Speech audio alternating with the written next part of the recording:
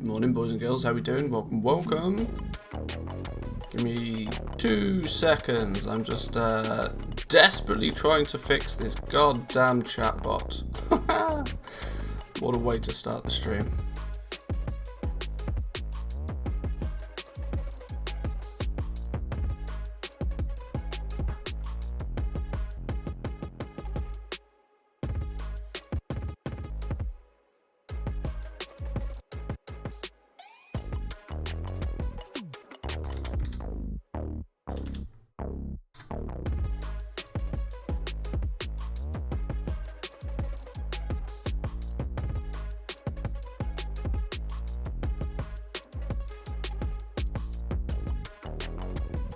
Alrighty, let's see if Sir Coffeebot actually decides to play a game today.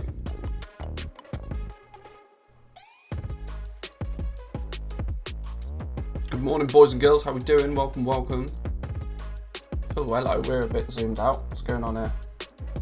Whoa. Okay, calm down. Let's not go too crazy now. How we all doing? Welcome, welcome. Good morning, everybody. And I've been disconnected as well. Lovely stuff. Are we gonna have technical issues today? Oh God, I hope not. Monday we had blue screens of death. So let's see if Sir Coffeebot wants to do his thing. Let's see. Has he learned? Does he know what he's doing now? No, it doesn't look like it, does it? Stupid system. Stupid system. Alright. Alright, fine. Yeah. Alright, don't know. Sure. Try it again tomorrow.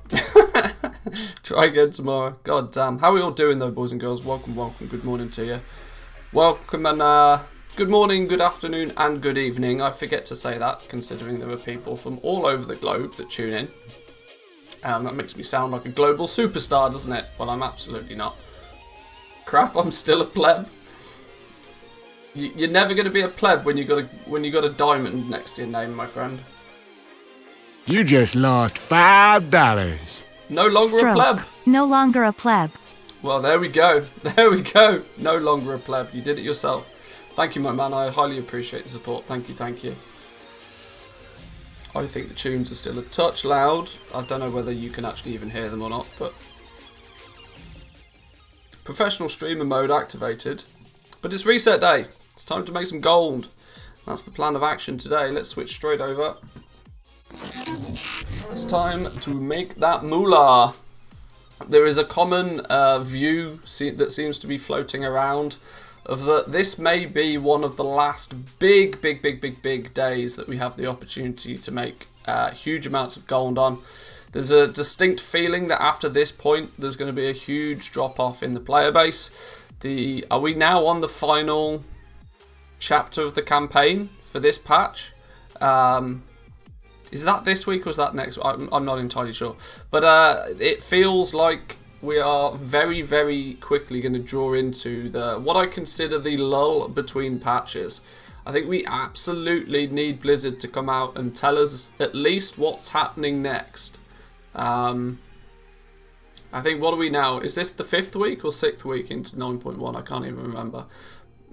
Taking a week off completely broke my brain's schedule, but speaking from the future, this is the week of free MOH. See, in my head, MOH stands for Motes of Harmony, but that's not what we're talking about. And Renown. Am I still very pre-coffee, or are you talking in code and I don't understand? Oh dear, oh dear. But good morning, boys and girls, either way. Oh, marks of honor. Oh, is it Comp Stomp week? Is that a thing? Oh. Oh, it's Comp Stomp week. Oh, we need to blitz this. We need to go pretty ham on this. My undying necessity to gain a bajillion marks of honor. Ooh. No use for them anymore, is there? Not directly, but from a collector's perspective, I still need hundreds of the damn things. Even if it's like really silly stuff, right? Just upgrading the last remaining bits of... Hang on. If we switch to unlearn. For example, there's a few rank... Oh no, it's not going to show me them properly in here. Where did the interface thing go? I don't know, whatever. There's still a bunch of stuff I need. There's still a bunch of marks of honor I need, though. Do you get renown from there as well? You probably do, right? You probably, because it's just a PvP activity. Well, technically it's a PvP activity. Marks of honor, the marks of honor is also going to be for the PvP transmogs. Not that I'm a big transmog collector, but from a profession point of view, I would like to complete the ranks on a lot of stuff that I haven't completed the ranks for. For example, a lot of this stuff that all needs marks of honor, it only needs small quantities of them, but you need, what is it, 2 and then... Is it 2 and then 5 marks of honor for each rank? I seem to remember. And I need that across... or at least they're bind on Blizzard account, so I can just do it all on one character and then send them where they need to go. But I've got lots of my previous professions that are still missing a lot of stuff because I don't actively engage in PvP. Never really did. More importantly, I never really I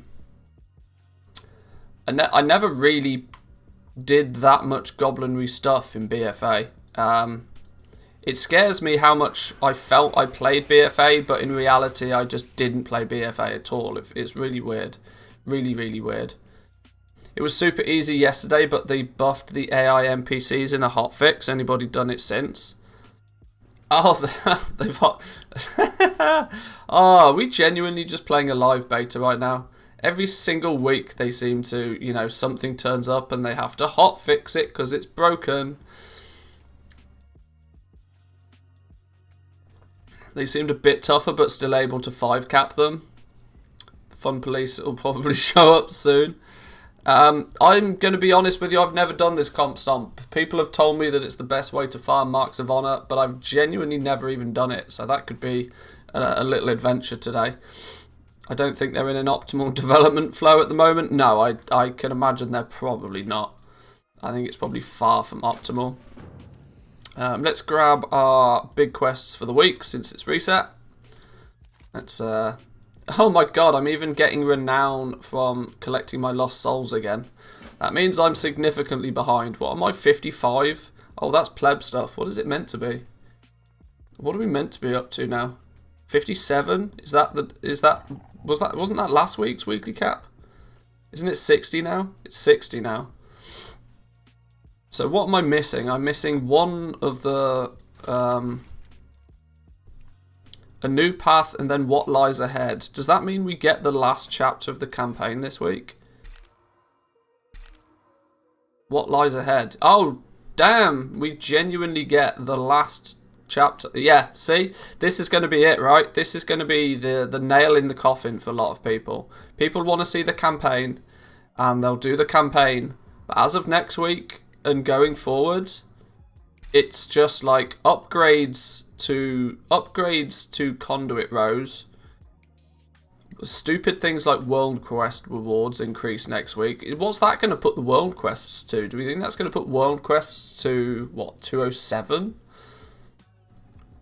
What are they at now? 190? They're at like 200 something now. There are super aggressive people who want to kill you, but they're your teammates. The AI are fine.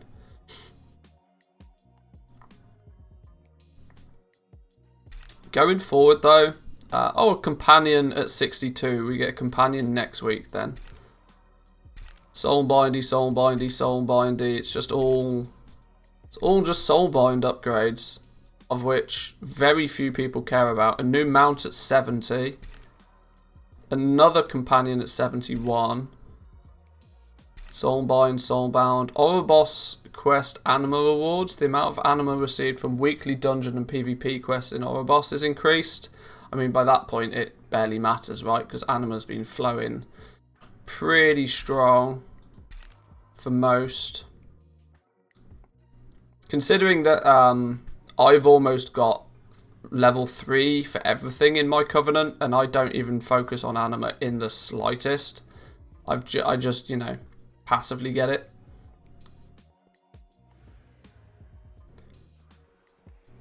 Did you read Icy Veins? If you don't have all 20... hang on, what's this?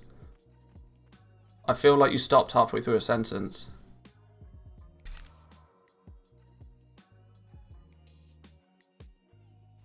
Captain Brown Eye, good morning to you. Welcome, welcome. What's this Wisps of Memory? Oh, that's the big 75,000 XP boost. I know what that is, that's fine. Soul and Body stuff, Soul and Body stuff, Soul and Body stuff, and then a title at 80.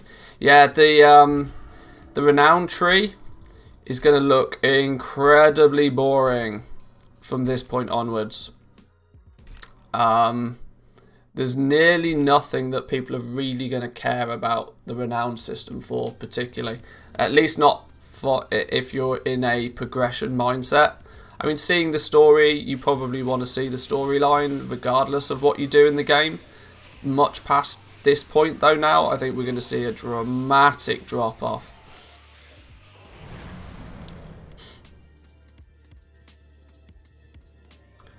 A chapter has you go into Torghast, keeps resetting until you get all of the companions. Hang on, what's this? Somebody do me a link. If it's an Icy Veins article or something, somebody do me a link. I'm intrigued to find out what this is.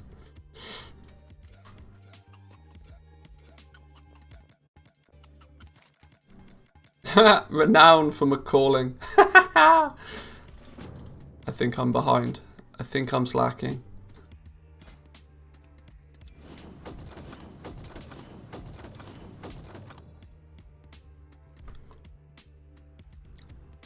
Right, let's get a few of these bonus. Any bonus XPs? Big old bonus XPs. You're a big old bonus XP.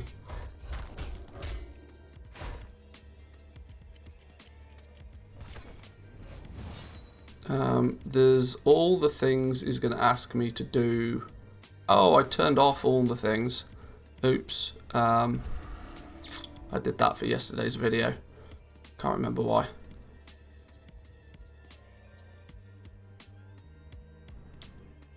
Okay, what's this then? What's this then?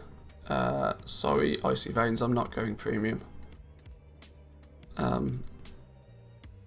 If you're still missing some mission table companions, or want to get a few on an alt or a recently Covenant swapped character, there's a very easy and fast way to do it this week. Well, that is provided you didn't do the latest campaign quest yet.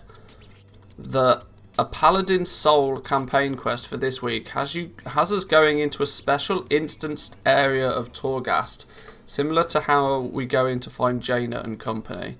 And apparently it also has a very big chance of also spawning a Torghast event almost immediately in the very first room.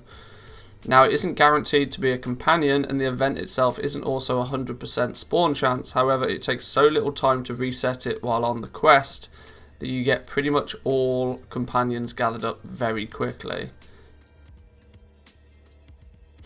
Okay. Now that's still a very niche situation though, isn't it? Because if you're this might be fine if in the scenario that you are at this campaign quest, but you don't have all of the campaign, all of your followers, sorry. The likelihood of you getting to this point in the campaign, I suppose maybe for alts, maybe it'll be if you feel the need to do the campaign on your alts and you get, yeah, maybe, yeah, I guess it's a thing. I still find that incredibly niche. I also don't feel that this takes into consideration the fact that you can actually zerg floor 5 like on a fresh 200 alt, like, and get 90% of your companions literally like that. There's very very little time commitment to get all the companions now if you're just doing the floor 5. What is it? Layer 5 floor, or whatever it is. You know what I'm talking about. The layer 5. Clear the first floor on layer 5, and it's like you just rinse and repeat. If you don't get your desired companion, just turn around immediately, leave immediately, and head back in. And since this is all quest related and not tied to the various Torghast floors and difficulties, it's perfect for undergeared alts with mobs having only around 6 to 10k health. Upon further testing on different alts, the event in the first room is definitely not guaranteed, but just very common. It usually takes me between 10 to 20 tries to finally get the right companion to appear. See, I don't think this is taking into consideration the regular trick to get companions anyway. I think the regular trick to get companions, firstly, doesn't require you to be on a very, very specific campaign quest at the tail end of 9.1. Secondly, in an item level 200 geared alt, which you can gear up from the auction house for not a huge expense, can zerg floor 5 super easy. I need to do that a bunch on alts actually. I really need to get back into this mission table.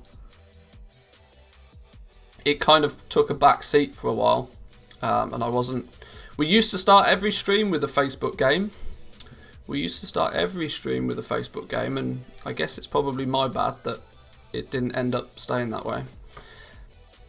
Galax Revenge. Do we need to complete this one for the achievement? We do.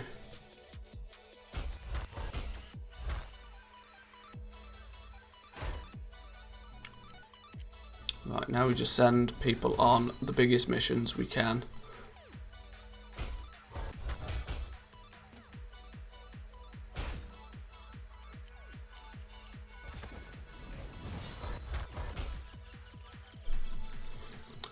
Oh, we're not going to win this one. Victory could not be guaranteed. Well, it's 1500 experience all the same. Campaign Torghast level was faster than a layer 5, easy mobs and closer spawns. Okay.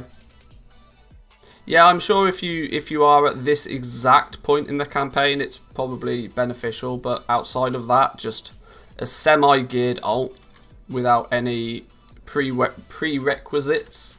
That's a word I can't say very well. Certainly not before coffee. But good morning, Alith. Welcome. How we doing?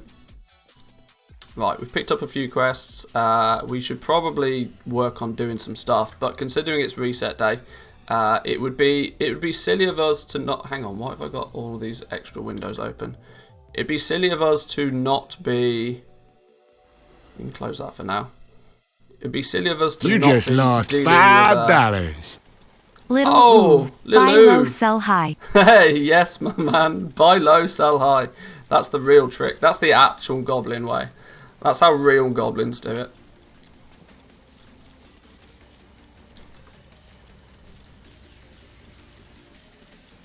Thank you very much, Little Uv. Appreciate the support. 3-month streak. Nice one.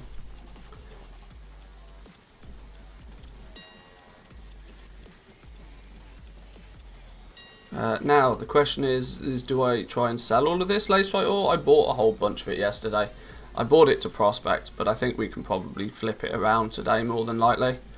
Let's max that out there. Let's throw that back in. It's a couple of gold more than what we paid for it. Somebody wants some Leystrike ore today, they can have it.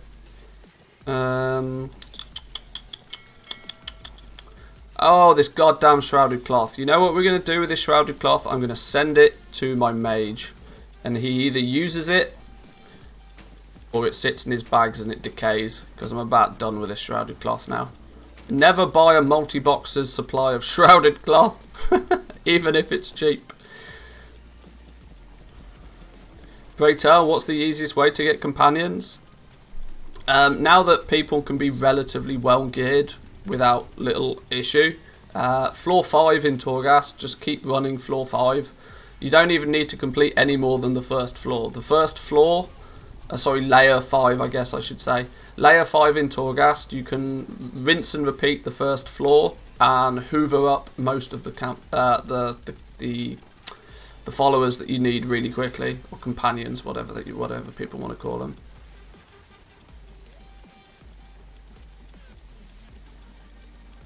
Yeah, there's even the fact that there's no need to complete the floor at all. You run in, you run around, you see if there's a quest giver there. If there is, you do his quest and get the companion. If there isn't, you peace out and reset it. It's really quite simple.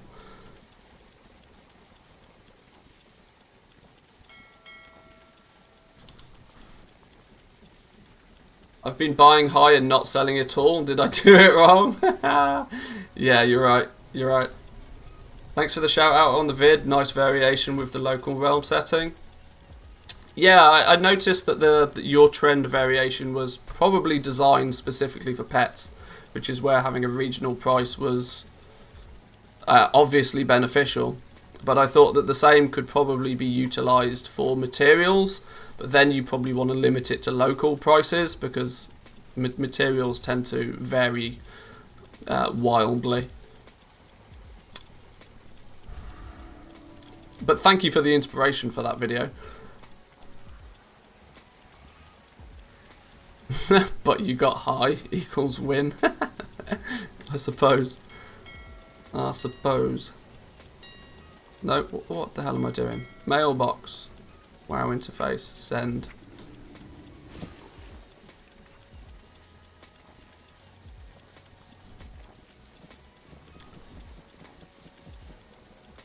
Some goblins will also sell you some Worgen food to track humanoids, so less running about. Yeah, I mean, there's a few tricks you can utilise depending on what class you are, or I mean, druids, for example, can just stealth and casually stroll around, not even have to engage a single mob. Hunters can use their pet to just run around and find stuff. Any class that has a significant movement speed will be at an advantage, or of course some sort of stealth.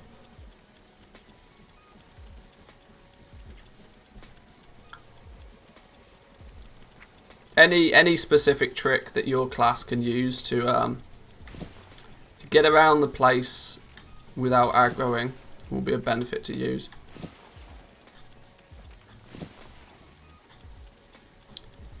Oh, of course it's going to break on me.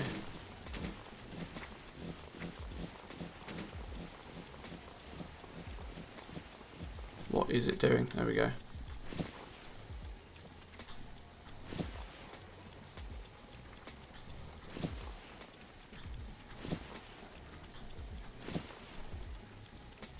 I'm sick to death of relisting all this cloth every day. So the easy solution is to make it disappear. Make it disappear for a few days, but then sell it back again when people think that it's rare.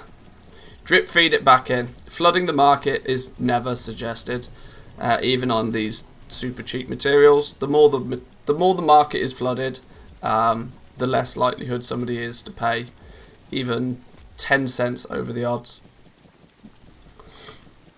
So I'll just make it disappear for a few days. I should, in theory, shuffle it. The reason I bought it at a price where it's more than profitable to shuffle with. The difficulty, not so much the difficulty, the annoyance for me though is that I'm just never going to have my account standing around shuffling all day, because I just don't. Shuffling is almost almost like farming for me. It ties up that account. And you still have to babysit it, because you still have to, at the very least, be sending things to somewhere or then vendoring them or something like that. It's the vendor shuffles. Now I don't want this to sound sort of big-headed, but at my gold value, doing any form of vendor shuffles is just 100% pointless. There are 99 other things I could be doing with my time that will be more efficient. But I bought all this cloth just because it was a good opportunity at the time.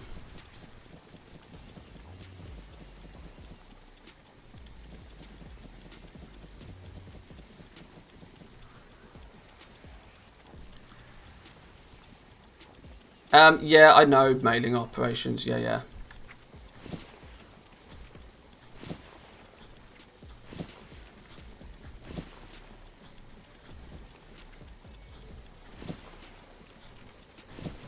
I know it probably would have saved me 30 seconds, but...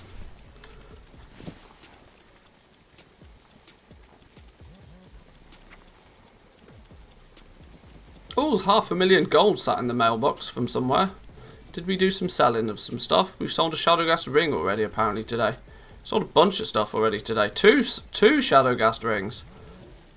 They seem to be at wildly different prices. I wonder if they were 2 different ranks.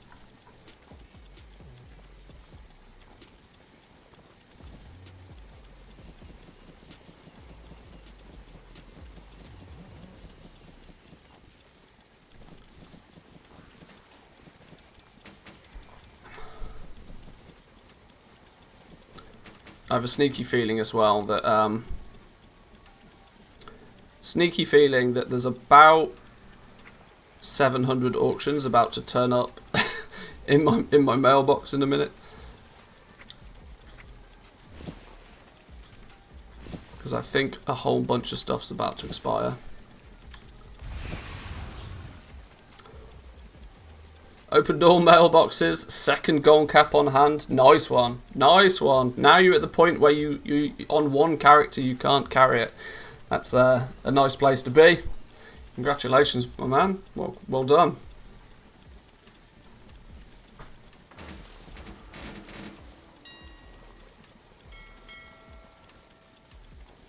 Oh yeah, here we go, look. Within half an hour. Oh, okay, it's not that many. That's fine. Can live with that. We've sold a rank 6 already, Umbrahide legs this morning. 100k crafting costs, sold for 134.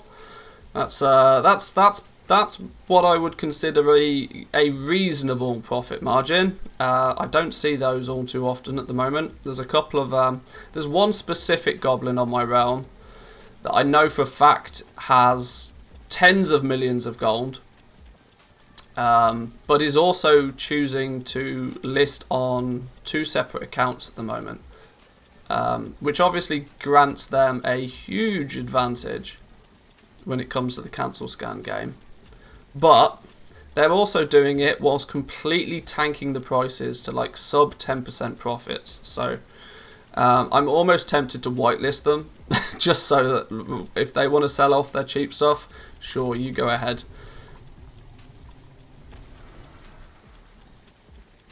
I'm not in that much of a rush to sell things.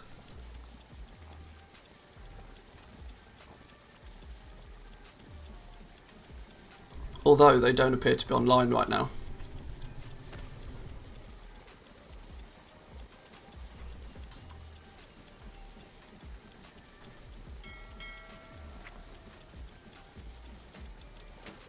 See if we can, what we tend to find most reset days is for the first couple of hours, we tend to snag ourselves a good chunk of early sales.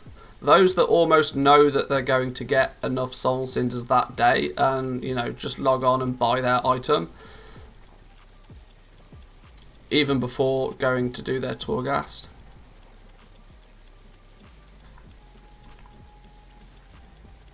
It's weird for me though, because I don't feel that it must just be a very different way of playing the game. But I can't possibly imagine the very first thing that I would look to do on reset day would be to go run Torghast twice. It just seems so counterintuitive. Maybe if you're trying to be competitive, you'd want to get it done before your raid, because you'd want to make sure your legendary is as high a rank as possible before raid. But I still can't see the mindset of, you know, everything's reset, so why would the very first thing I do be Torghast? I don't know. I don't get it. Maybe it's because I don't engage in that stuff enough. It's because you've never tried to be on curve for anything.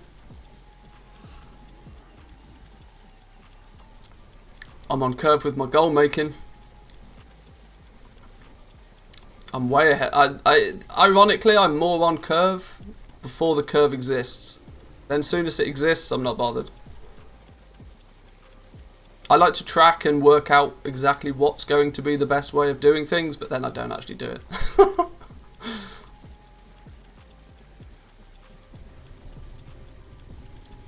Right, a few minutes, these are all going to expire, then we should be fine. Let's grab the same on this dude.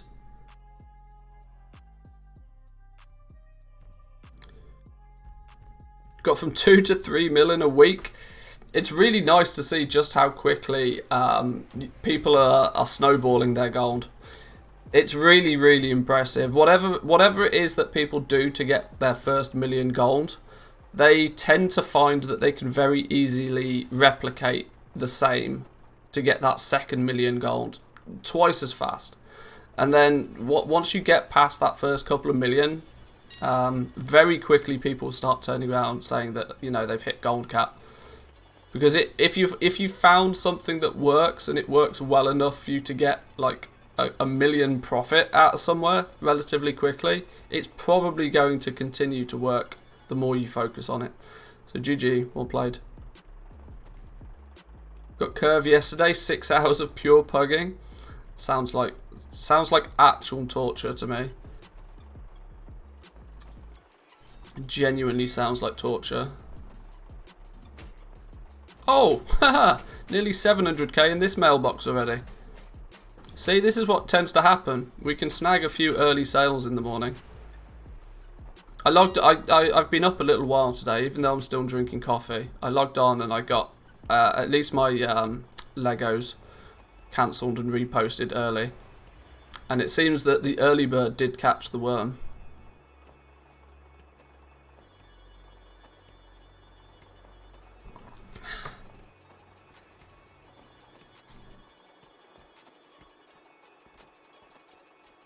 It's also nice to see that the prices over on Tor and Mill are still what I would consider sensible.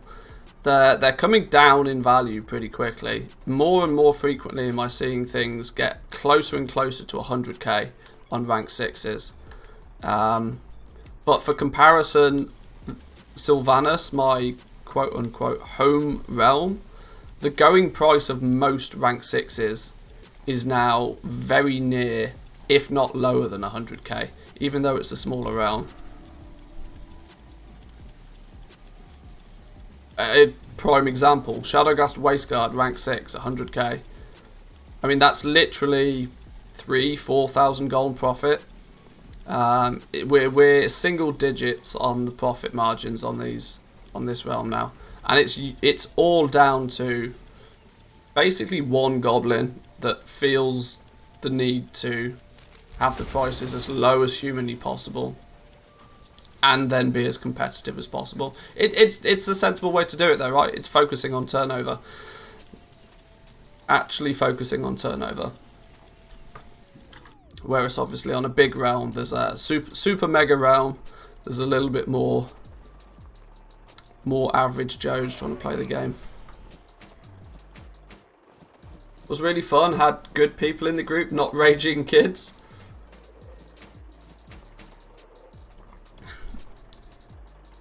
Pickup groups are so hit and miss. Sometimes you'll get that good one, and it's like a breath, it's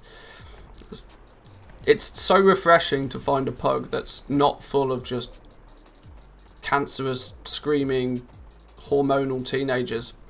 But then occasionally you'll find one that is just full of just absolute chaos and toxicity, and you just have to alt F4 out of that before your brain melts. Maybe it's because I'm a bit too boomer, but I fully understand why guilds have a 18 plus, 21 plus limitation to joining them.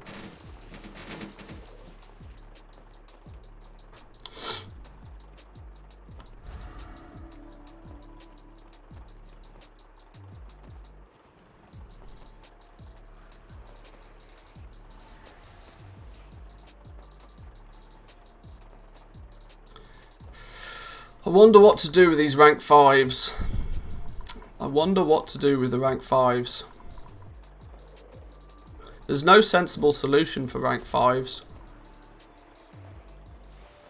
because you've not got enough room to move. The logical thing for rank 5s would be to go out of your way to sell them cheaper, but obviously the difference in value for a crafter between a rank 5 and a rank 6 is not really much more than a few thousand gold in most cases. So you really don't have anywhere to move on price. This is the downside of having the lion's share of the materials be one material, and it be the same for all of them. I think crafting rank 5s is going to be... I will still maintain one. I think I can cover the cost of just one rank 5 and just, you know, recraft it when it sells, almost like a loss leader. Because I'm sure there'll be the occasional sale I'll make on a rank 5 that will cover the cost of not making gold on 90% of them. But rank 5s feel like such a bait right now, and unfortunately I've got way too many of them. I've got nearly 50 rank 5s crafted at the moment, which is without a doubt too many. I mean, I should barely have one of each, to be honest, but we can sell through. See, some of them are ridiculously profitable, but profitability doesn't mean shit until you sell it. That's the problem.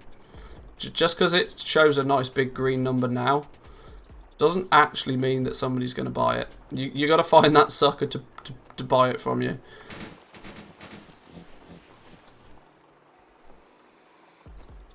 But if we're going to do it, we're going to do it today. If we're going to do it, we're going to do it today. Today I hope to be a strong day. I think we're now at the point where there is no reason why anybody in the game couldn't have enough soul cinders. Even my casual ass that barely remembers to go through Torghast and is, even on his main character, only like 220 item level. Even I've almost got enough for a rank 6. And I'm the most casual of casual.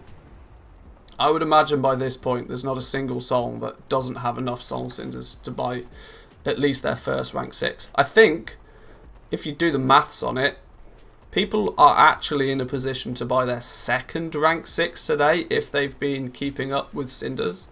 I think, especially if they've been tinkering with the mission table.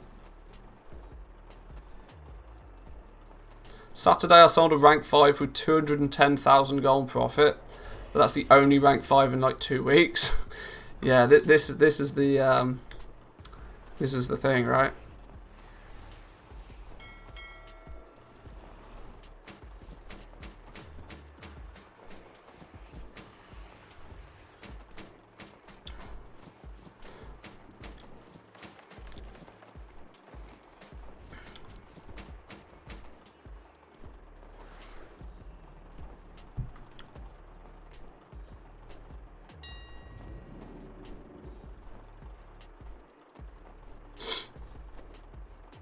When you click Alt F4 instead of your ability on Alt 4, yeah, using Alt 4 for any ability is a bit dangerous. I don't use Alt as a modifier key. I use Shift primarily. If I'm on a pet class, Control usually manages pet stuff. But I do alright with that. I don't find the need to use Alt as a modifier key. I'm sure if you I know if you play PvP a lot, because you have separate target macros. Especially if you play arena, you probably need all of the modifiers. But right, so we now have at least, for the most part, we have a huge amount of auctions about to expire that we're going to need to spend a bit of time putting back on the auction house.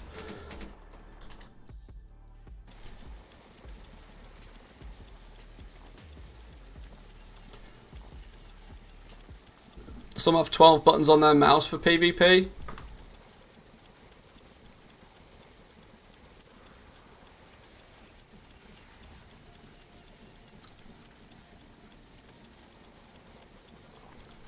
Yeah, I mean, with a combination of Control, Alt, and Shift, you can probably, I don't know what the exact number is, but you can probably have 100 or so keybinds, all without really moving your hand at all.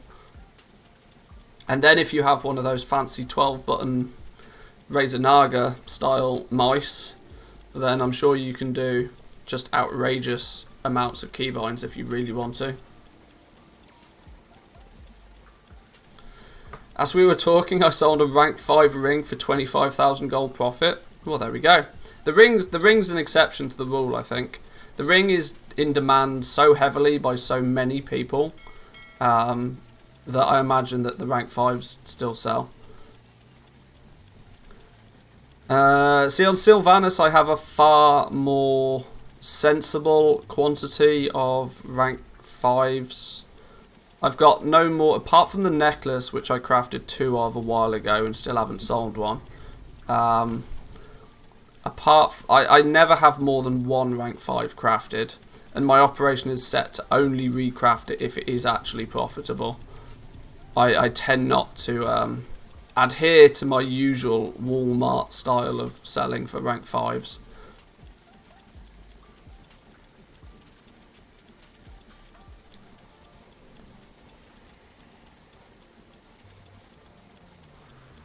But I tell you what, the competition on rank 6s over here is gross. There should never be this many red numbers. Tailoring red numbers you can somewhat ignore, because this is actually the difference between because of course this is accounting for the vestige of origin value coming from tailoring, which we don't do. We craft them with Jawn crafting, so they're about 15 to 20,000 gold cheaper. So actually all the tailoring stuff is still profitable, but only just. Way too much red there. Yeah, I know. There's way too much red on this side of the tree. Goes to show though, right? Rank 4s is the secret winner, like without question.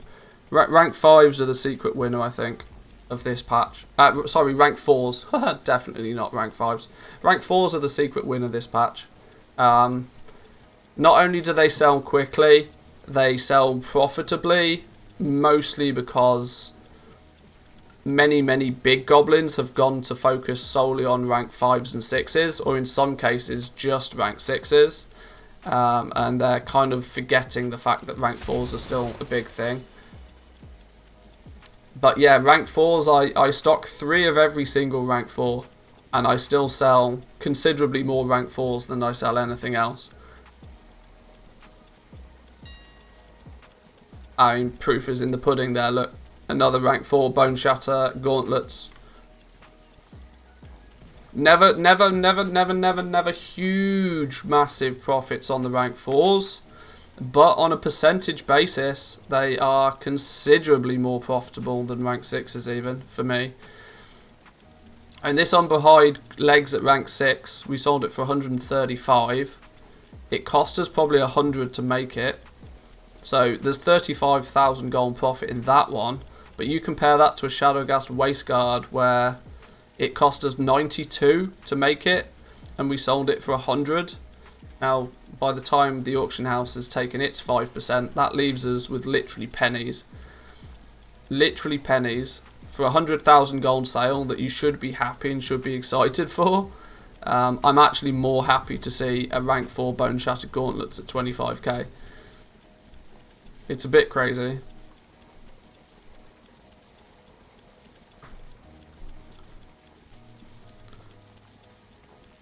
I've had 8 Nagas. 8 Nagas?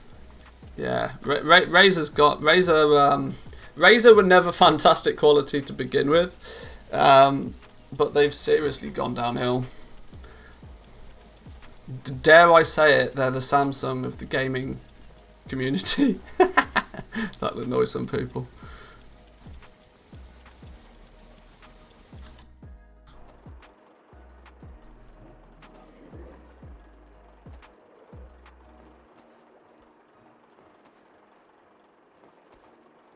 My next mouse will be a Logitech G600. Wasn't it the G... Somebody was telling me that the G... What was it? The 502 was the one is the one I should get.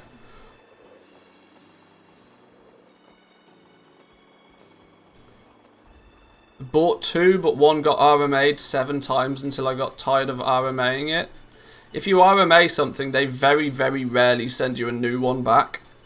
They will send you a refurbished one back. So if you've got one that's got a problem, anything that has a laser in it, if it's got a problem, put it in the bin. There's no fixing them. Still have the same Death Adder at work for 6 years now. I had a Death Adder mouse that I bought, I want to say probably 2009, 2010 maybe, like before Razer were even, like really early in the days of Razer even being a thing. And that thing lasted me probably 10 years, close to 10 years.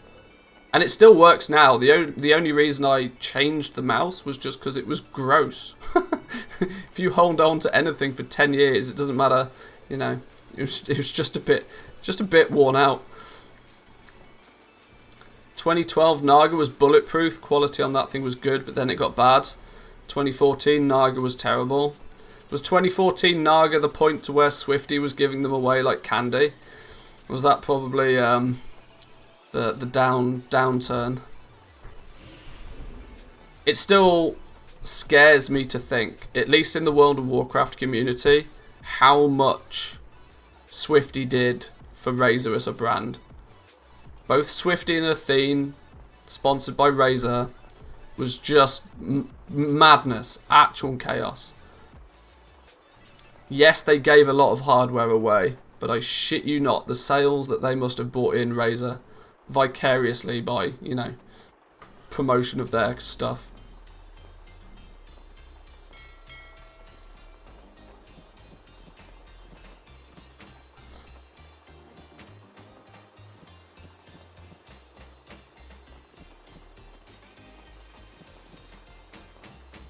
Bought a whole Razer setup back in 2012. Still use the Nostromo keyboard and the mouse mat. Never buying Razer anymore now though.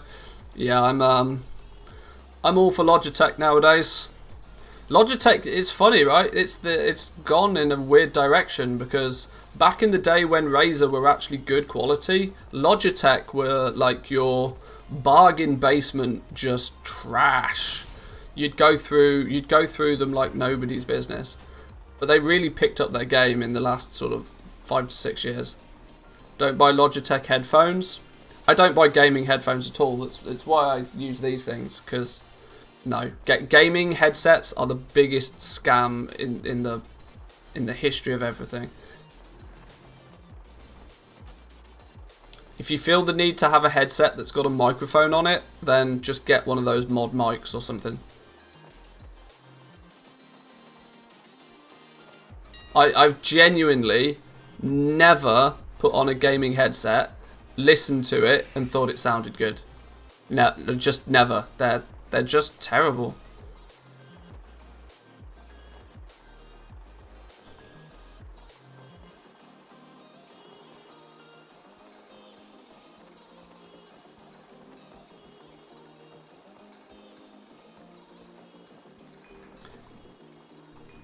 Silly little plastic bit breaks on them and then you can't use them. That's true. That's very true.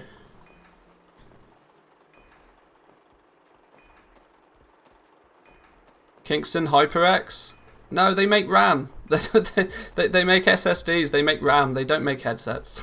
No, they're not an audio company. No, they don't make headsets, I'm sorry. I apologise if you've got one. They probably look cool. They probably look cool, but they're not going to be great sound quality.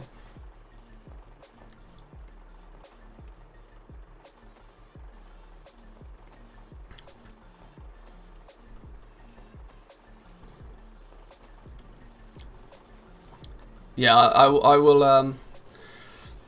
I'll probably trigger some people, but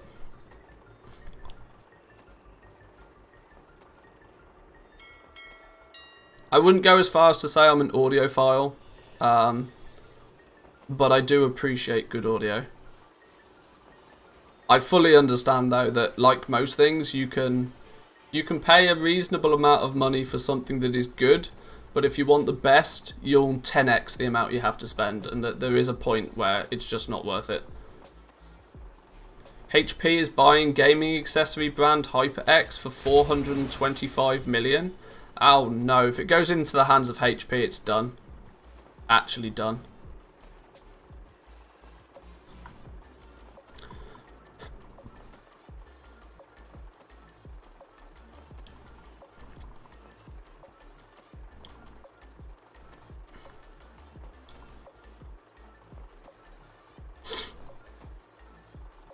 $3D printed a part for you.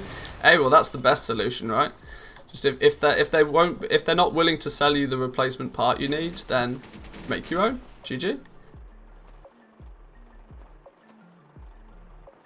At least it's better than being bought by Dell. Okay, I'm so that I don't burn too many bridges, because I shit you not, this will get clipped. So I don't burn too many bridges, I will stop slagging off brands within the industry. For the most part, like I said though, if you pay a reasonable amount of money, if you pick something that's in the middle of the range, you'll usually end up with something half decent. If you buy the cheapest, you'll buy cheapest, buy twice. And if you buy the most expensive, you're a sucker. If you're buying the most expensive product that a company offers, there's almost, without question, another company out there that produces a better product than that. If you buy somewhere in the middle, you'll usually do alright. I'm not rich enough to buy cheap stuff. It's true, right? It's genuinely true.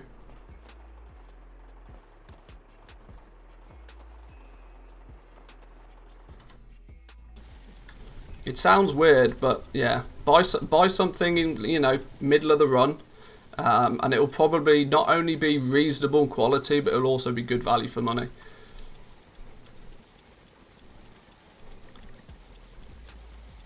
Was that really all we had to cancel on 4, 5s and 6s? That seems like a scam.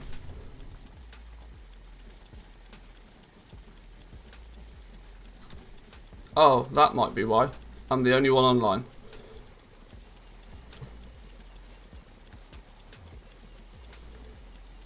Good Terry Pratchett economic theory of boots. It's the exact reasoning.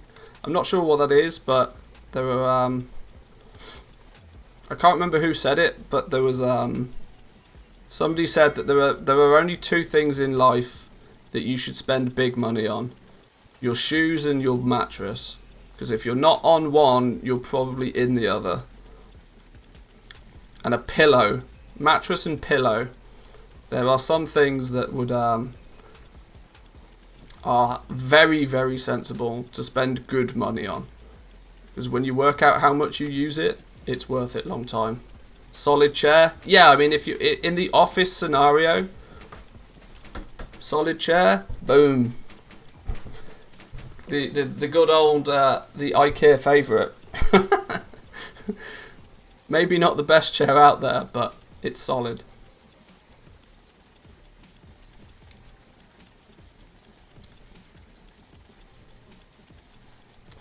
Bought a Sound Blaster headset for 50 euros, really good one, lasted 6 years. Wow, Sound Blaster, I forgot about them. That company, I remember, I mean, they probably still do. They still make dedicated sound cards for computers, but I remember buying a Sound Blaster audio card for my PC, like mid 1990s. I have an external sound card from Sound Blaster. There we go. That company's been around forever. Spend most on shoes. Every woman alive will judge you by them. That's also true. Yeah, that's very true. Never be without good shoes. I should also reference that good shoes doesn't mean branded shoes. Nor does good shoes mean expensive shoes. It means something that's of quality and that's designed for the purpose.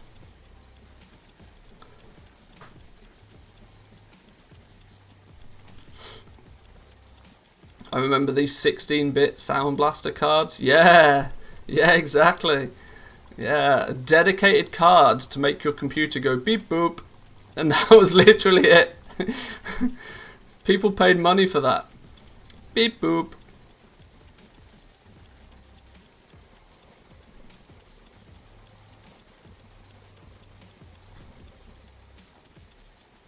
Right, when's everything expiring? We've got an hour until the rest of this stuff expires. That's fine.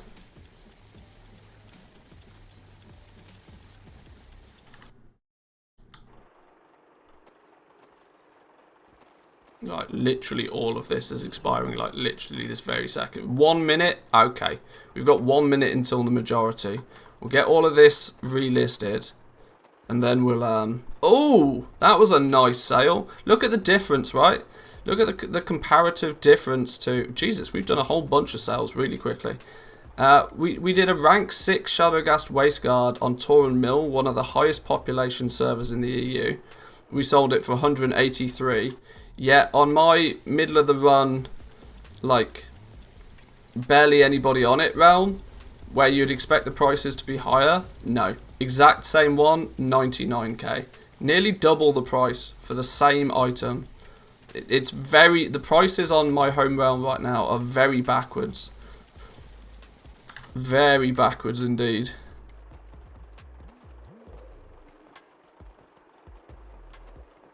But this is proving a point that early in the day we can often snag a few really good sales. Then about lunchtime and early afternoon it tapers off.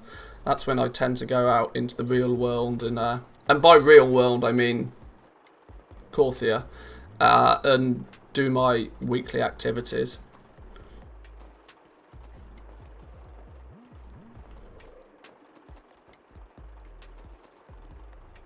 Okay, all of these are expiring now. We should be able to pick those up. Oh my god, 700, nearly 700 auctions all of a sudden.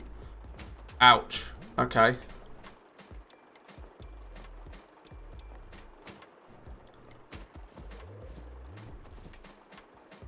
Same here, my realm, most rank 6 are cheaper than the price of 40 crystals. They will be today. If you look at the price of crystals today, at least early today, you'll probably find that the average crystal price is 200, 300, 400 gold more than it was at the end of yesterday. That's why.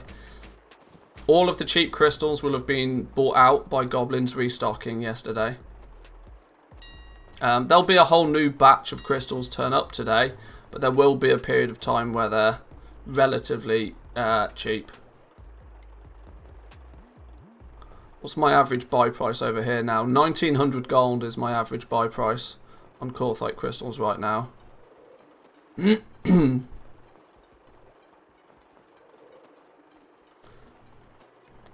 I'm not too concerned if the price goes down a little bit today. Simply because it needs to, right? It genuinely needs to. I need to be able to turn stock relatively quickly.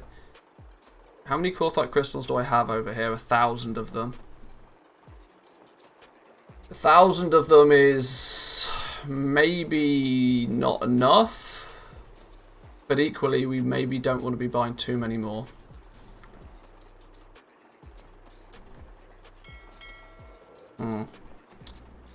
Right, let's get all of these expireds back up. Most of these expireds, actually, 600 odd auctions sound scary, but I'm posting 3 to 5 of every low level legendary, just in a last ditch effort to purge through some of them. Apologies to anybody else on this server trying to sell low level legendaries. I'm going to undercut you until my fingers bleed, but I've got too much stock and I need to shift some of it. So we're having a bit of a blowout sale on ranks 1 through till 3 at least anyway. Today's the day to do it though.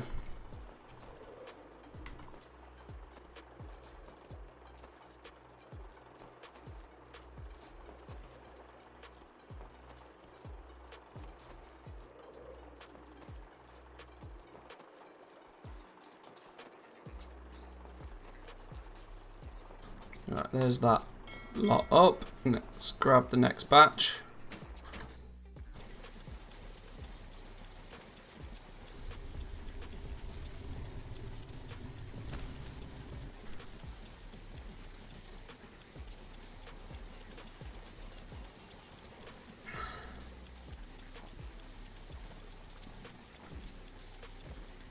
Wow. Okay.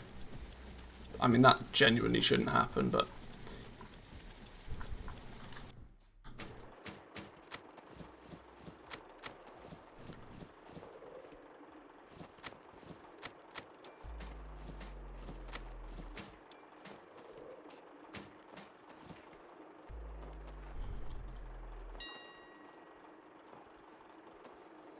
So what I was thinking of doing as well, I know on Monday we started to take a little bit of a look at pets, and I'm still very much in my research stage, to be honest. I want to know a little bit more about the market, because there's a few complications with pets that I've not found an elegant solution to, until I find a somewhat elegant solution. I don't want to dive too deep into the market.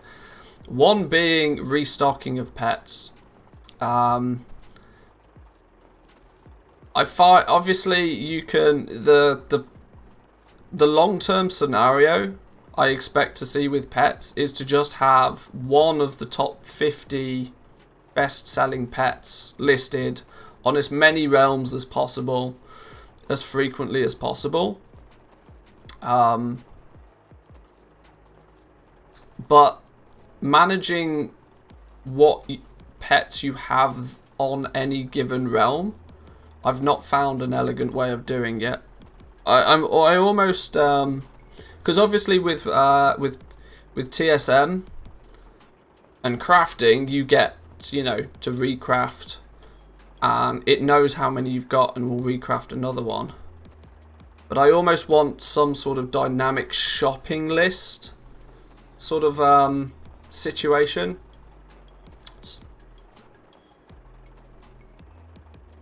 Battle pet cage match equals most of the solution. That sounds like an add-on that I don't have, but I absolutely should have.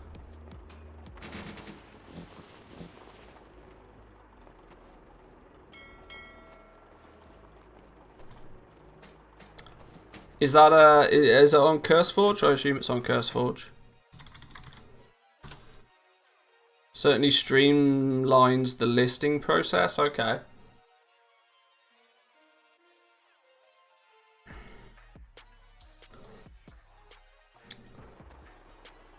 Because I'm quickly coming to the realization that it's the inventory management of being in the pet market that is the complex aspect of it.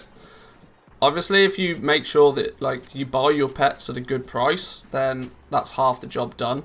But then getting them onto the realms where you need them and listing them on those realms, and more importantly, long term, restocking them on those realms where they sell. It would be very, very handy to have a like I said, like a shopping list sort of things of what has sold. Let's have a little look at this one then. What's Battle Pet Cage Match?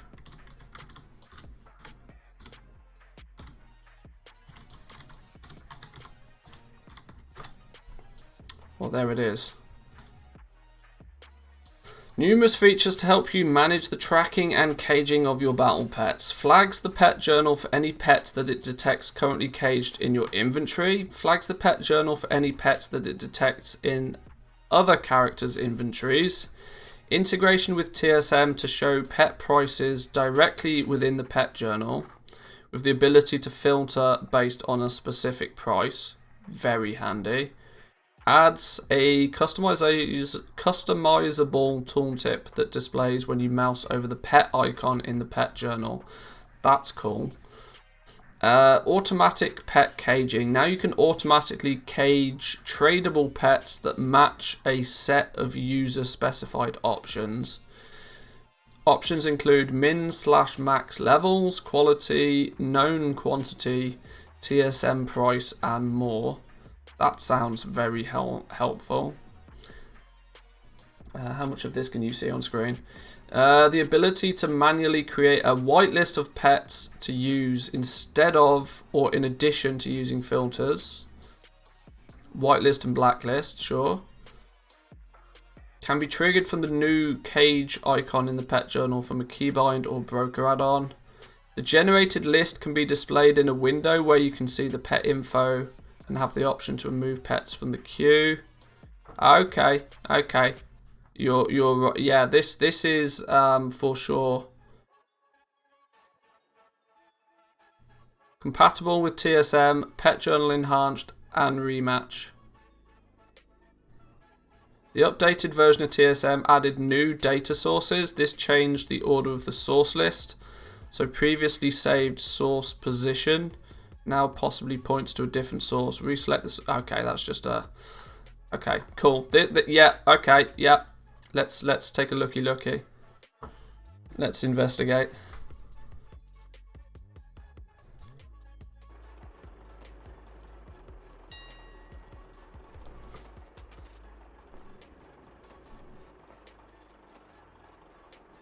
Beyond this, everybody needs to donate lots of money to Stro to make a profit across realm buying and selling.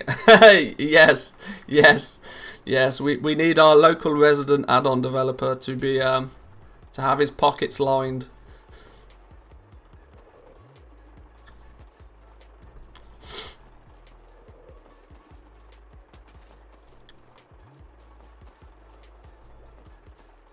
Where do we sign up?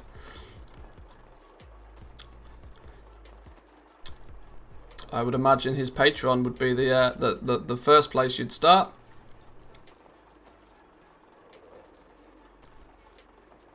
Put a GoFundMe together. Come up with an add-on specifically designed to aid goal makers. Throw up a GoFundMe and become a millionaire.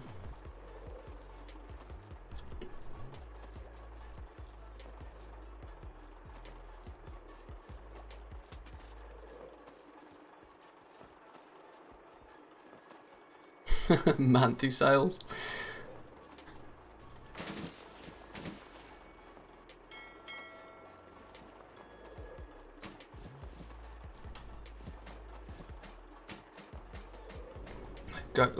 Or a Kickstarter, same difference. Same concept, different platform. I suppose by that theory, YouTube and OnlyFans is the same. Yeah, I guess you're probably right. Yeah, Kickstarter.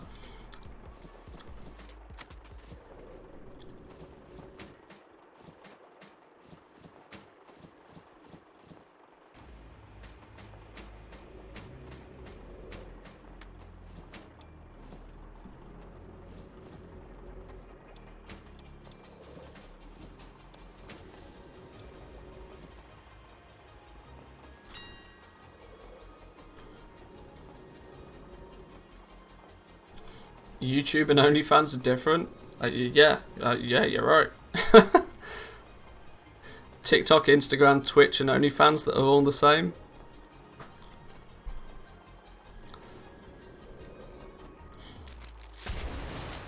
I'm inclined to agree with you, but I don't really know on what basis. More money on OnlyFans. There's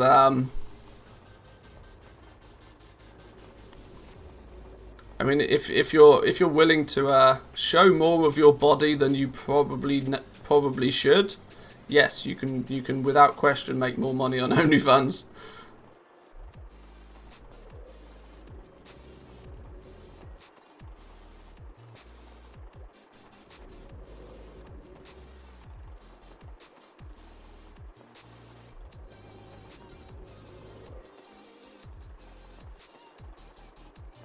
Are we gonna turn OnlyFans into the next GitHub? Is that what we're gonna do?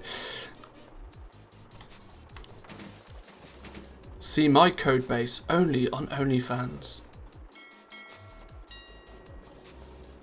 Hang on. What am I doing? Mailbox. Expired. Go.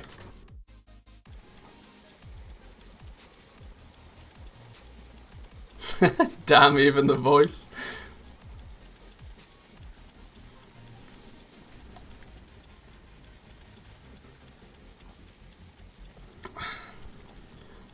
apparently there's genuinely nobody online on my realm, but at the very same time, there's also nobody buying anything, so it doesn't really matter. My cancel scans are going to waste because I've got nothing to cancel scan.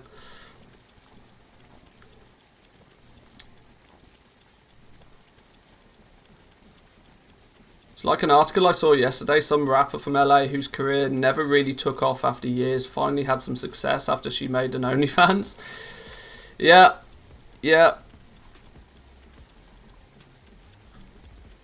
I mean, it's not a new concept, is it? Let's be honest. It's not a new concept, but sex does sell. It's literally one of the oldest professions in history.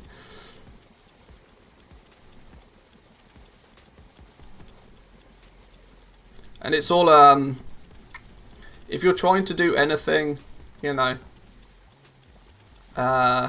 content creatory wise, then you can, it's all about exposure. And I don't mean exposure by, you know, getting your boobs out. Not that kind of exposure. It's all about, you know, people seeing the content that you produce. Wherever the largest audience is where you should be. Sure, you can extract the appropriate sound bites from there. Oh dear. Oh dear. I knew that would get clipped.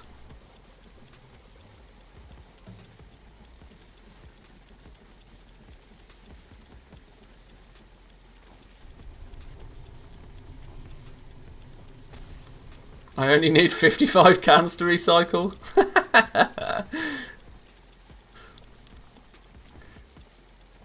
There's many European countries that wouldn't understand that concept. For example, the UK, people over there would be absolutely mind blown just if you told people from the UK that if you, like, you get paid money to recycle. So you drink beer, you buy a case of beer, you drink beer, and then you take the cans back to the shop and they give you money.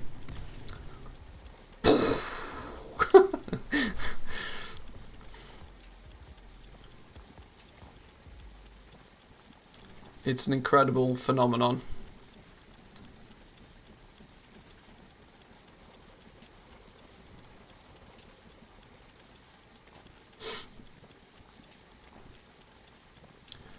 Whereas we just do it for the good of the environment.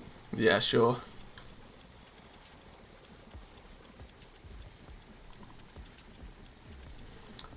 In the 80s you could do that with glass bottles. Yeah, you can. I mean, you can still do that most places with glass bottles.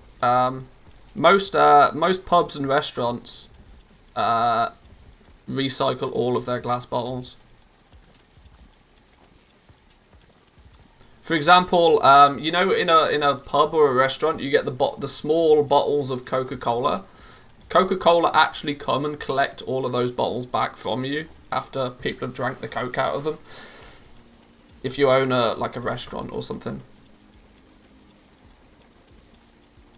96% of cans are recycled in Sweden. Yeah, same in Finland. There's genuinely people. It's incredible to see, right? I see this all the time because I live near Helsinki. You've obviously got people that are, let's say, relatively wealthy. You'll see people walking around. Like the other day, I saw some woman with a Gucci handbag. She obviously wasn't, you know, she wasn't poor by any means, but she saw a can on the floor. She picked up the can and put it in her Gucci handbag to take to recycle because it was worth like 20 cents. It's actually ridiculous.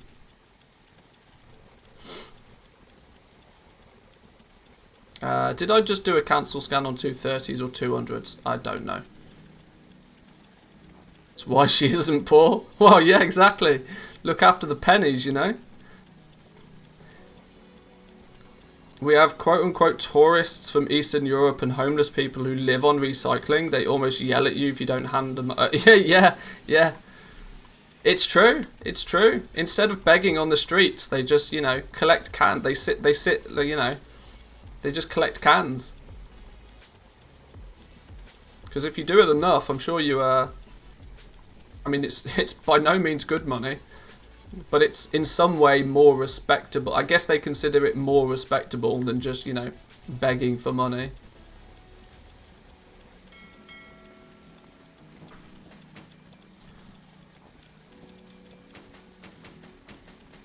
If it keeps the country clean, I'm a fan. Yeah, exactly. That was one thing that amazed me when I moved to Finland. Just how clean the place is. I mean, it probably helps that there's, 1/10 of the people that there was back in the UK. But it was still very surprising to see just how genuinely clean the entire country is. And it's made relatively clean because people are incentivized to recycle and to not litter. Do they pay you for all ciggy butts? Probably not, but the price of cigarettes over here is outrageous to begin with, so I can't imagine there's a huge percentage of the population that smoke over here. You certainly can't smoke over here if you're even remotely poor.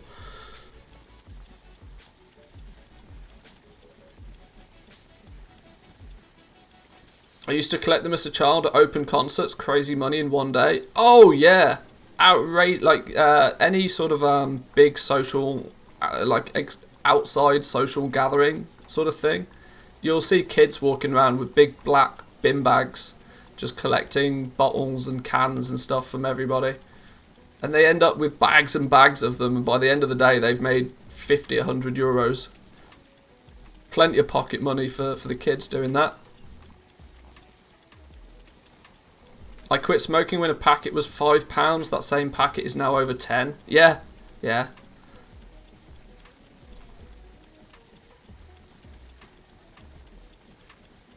Some in Stockholm earn more than the minimum wage this way. Oh, and it's then tax. Yeah, exactly. 100% tax free.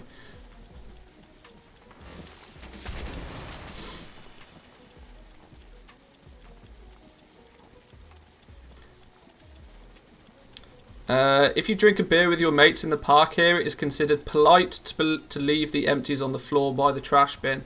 Yeah, you see that a lot here as well. If people, instead of putting the bottles or the cans in the trash bin, they'll leave them next to the trash bin so that somebody else can come along and can collect it.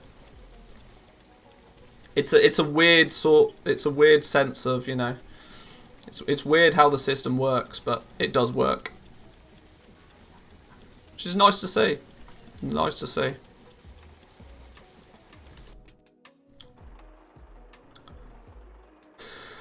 How much is 30 New Zealand dollars in pounds? Oh, genuinely couldn't tell you. 30 New Zealand dollars? I don't even know. I couldn't. Ask Google. Google will know.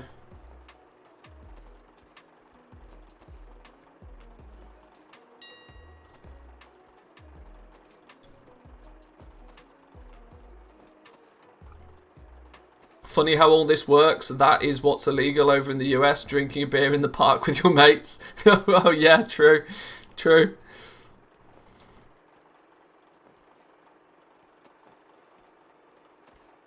It's 35 to 40 New Zealand dollars for a pack of 25 now. Ouch. That's why I don't smoke. Way too expensive.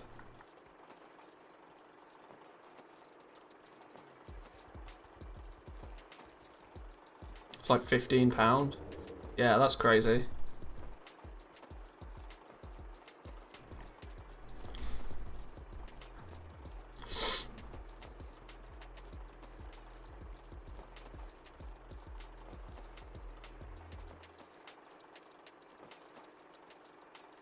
It's while I agree that tobacco and alcohol should be heavily taxed, it's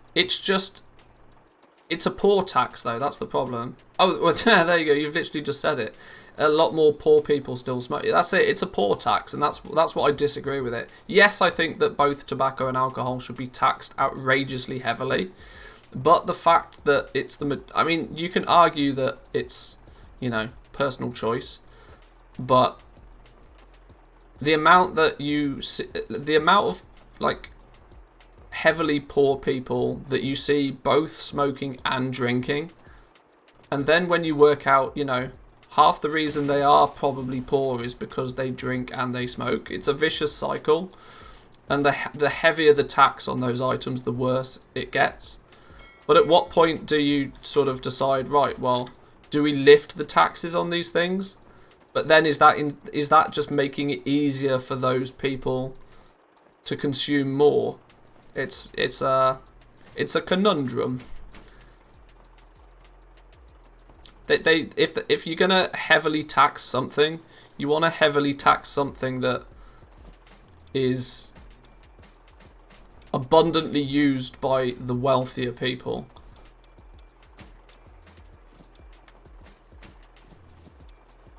I wish they'd just make petrol and benzene for the cars so expensive. Cars hurt more people than cigarettes. While I don't disagree, the biggest argument to that is the fact that, you know, cars are, at a fundamental level, incredibly important to the day-to-day operation of most people's lives. Choosing to smoke or choosing to drink is entirely optional.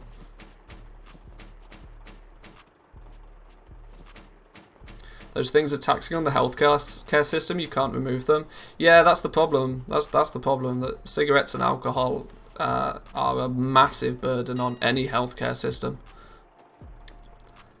But at least most places in Europe have one. Looking at you, US.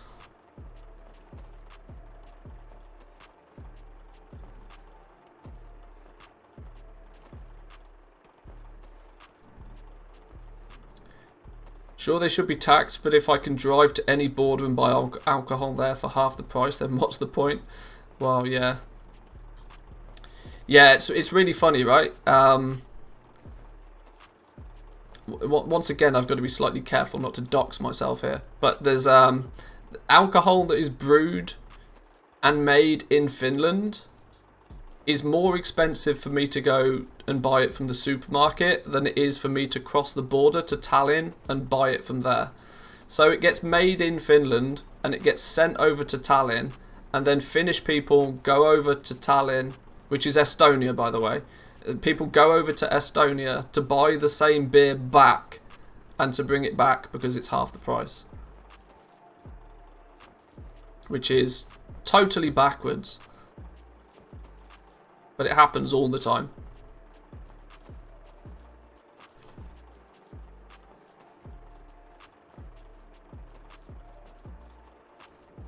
Look what happened during lockdown. Gas was basically free. Gas prices dropped 10 to 20%. Most of what was left was just tax. Yeah, true. It would have dropped even further if, you know, the tax percentage on it wasn't so high. Anyway, how did this stream end up talking? See, we tried to keep things light and entertaining over here. How did we get onto healthcare and taxes? God damn.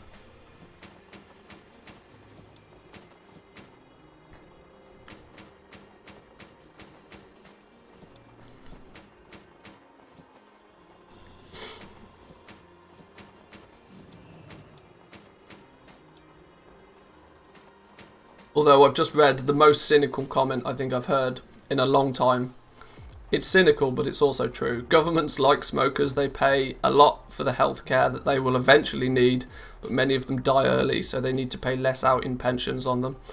Well, you got to remember that pensions only cover you if you've paid into it in the first place.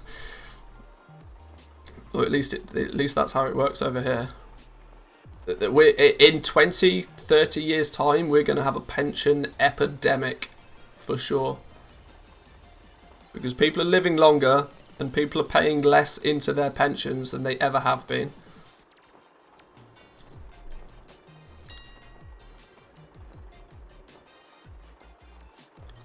Even where paying into your pension isn't mandatory, people are because people aren't earning the same amount of money, right? And people are living longer. There's going to be it's a bubble that's going to burst. Don't know when it's going to happen, but it's going to be horrendous when it does. You'll have a whole generation or two of old people that will just have no money. But okay, let's not get into another... But yeah, sorry, I started that one. My bad. Let's switch the topic to something a little bit lighter. I never checked out that pet add-on. I don't think that's what started it, but I did something.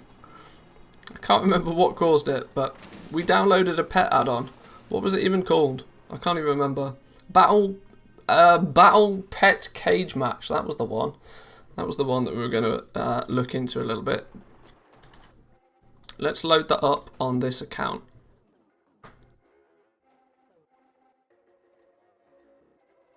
What was it called? Battle Pet Summony Doodah.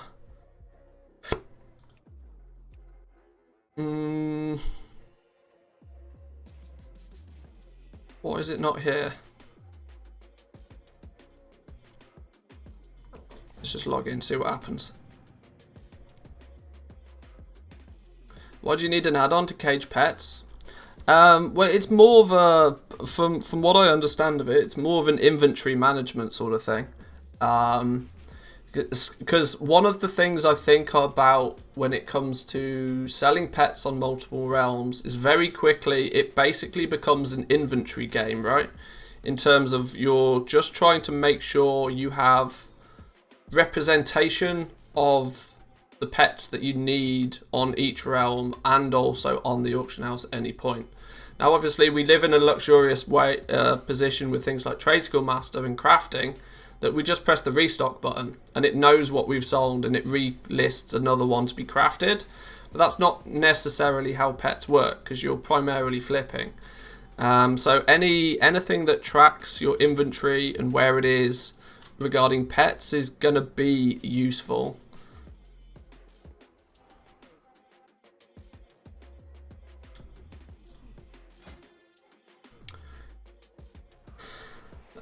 So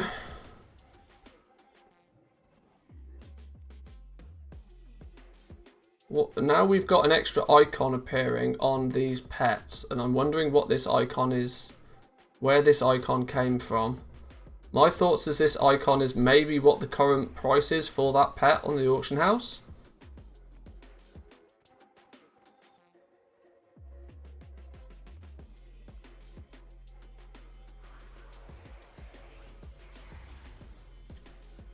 So yeah, I think this icon means we can hover over this little coin symbol on any pet in our journal and it will tell us what the current price is on the auction house. This is doing something very similar to what there's this other add-on that puts these prices here as well, but first is DB market price, second is region, I remember. Yeah, this is these numbers here are provided by the rematch, TSM rematch add-on. These are then showing you, right, well on this realm it's 2300 gold is the market price, but region wide it's only 500 gold, which means it's 3-star, which basically is telling you that this is a good pet to maybe list on this realm. And this will change dependent on which realm you log on to.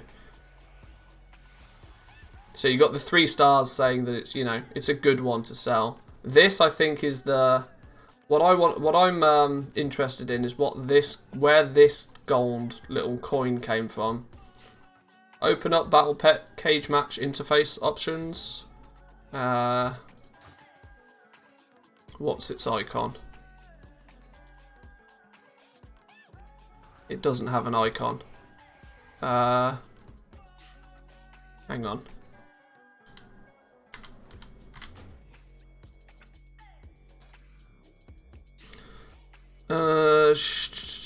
Okay. Show cage inventory on other servers. Show current character cage. Okay. Add a tooltip to the pet icon in the pet journal. Show the current character cage inventory. Show other characters cage inventory. Show TSM price. Can we specify what price it shows?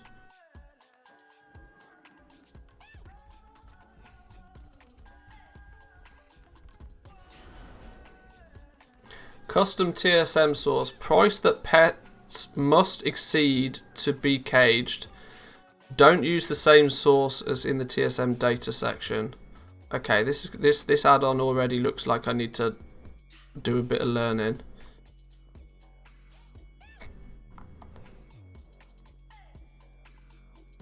Show TSM data requires TSM. TSM price source to use. Here we go. So we'll probably end up making a custom price source for this.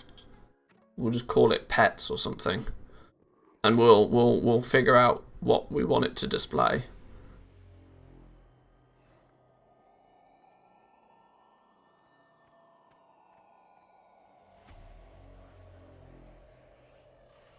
Change coin icon when over a percentage of filter value. Oh, okay. So that little icon in the tool here, where'd it go? Okay, so this little coin icon can be silver or gold depending on how much over a certain value it is.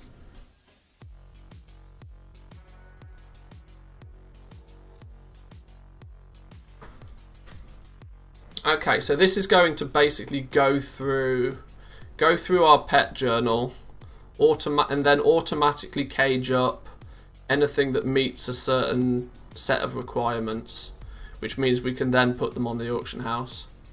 That's kind of quite smart. That means that we can, when it comes to doing our shopping scans for pets, I guess we'll just base it upon how many of each pet that we currently have in our journal. If we have 3 of any pet, then it means that, you know, we've got, in essence, at least 3 or 3 spare ones to sell. So it means for shopping, we get to focus on just filling our pet journal. It's not going to work fantastically long term, I don't think, but this is a really good start, I think. Yeah. Okay. We'll probably do a little bit of tweaking and tuning with this. But this is definitely going to help with, you know, cleaning out the journal of anything that's valuable to sell on any given realm.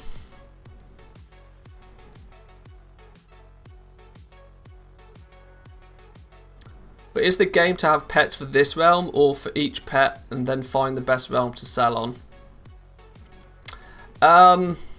Well, look, the fact that you can put a pet in your pet journal and then you can cage it on any realm you want means, I guess, the process, we can probably make it so that you log on to your pet character on any given realm, you run this to cage up any pets that it deems to be valuable enough on that realm to sell, and then you post them on the auction house. Then you log on to your next realm and you repeat the process again. And on each realm, you probably do a shopping scan. And if anything pops up on your shopping scan that is worthwhile to buy, you buy it on that realm and then you can cage it and sell it somewhere else. I guess that's kind of how, when you're starting out, you try to maximize the returns by only posting on realms where the price is above average. When you have loads of pets, it becomes less efficient. But there might be another realm that sells for a lot more than the first realm. There might be, but that's where you just cage up another one of the same pet.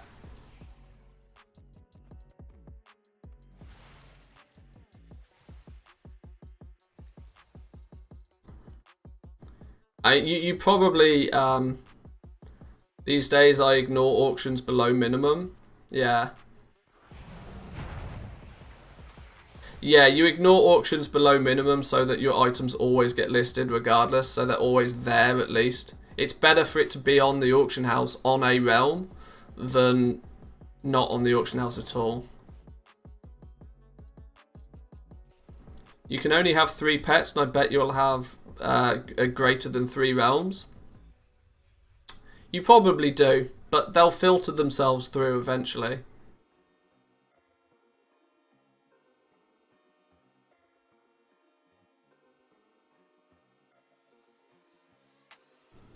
The market's dynamic anyway. just because it's listed higher, somebody might come in and post at 50% DB region an hour later anyway. Yeah, it's true. This also apparently can show a tooltip of exactly how many of a pet that you own, regardless of whether it's in your journal or not. It tracks. See, show current character caged inventory and show other characters caged inventory. So this should hopefully, and there you go, show cage inventory on other servers. Now I'm assuming this only works within. This is only going to work within the account that you're on. So it'll show, for example, 3 out of 3, but also 1 Manthe Sylvanus if it's caged up. Yeah. So it'll be 3 in the journal plus 1 sort of thing. So you'll keep track of how many of each pet you've got that way. Your journal just becomes the shipping, the overall shipping container for your pets between realms. Obviously, your shipping container can only hold 3 pets at once, but that's not to say that you only ever have to have 3 of each pet. You might end up with 10 of a certain pet, 7 of them on 7 different realms auction houses, but 3 of them in your journal, you know, as restock ready to go when they sell.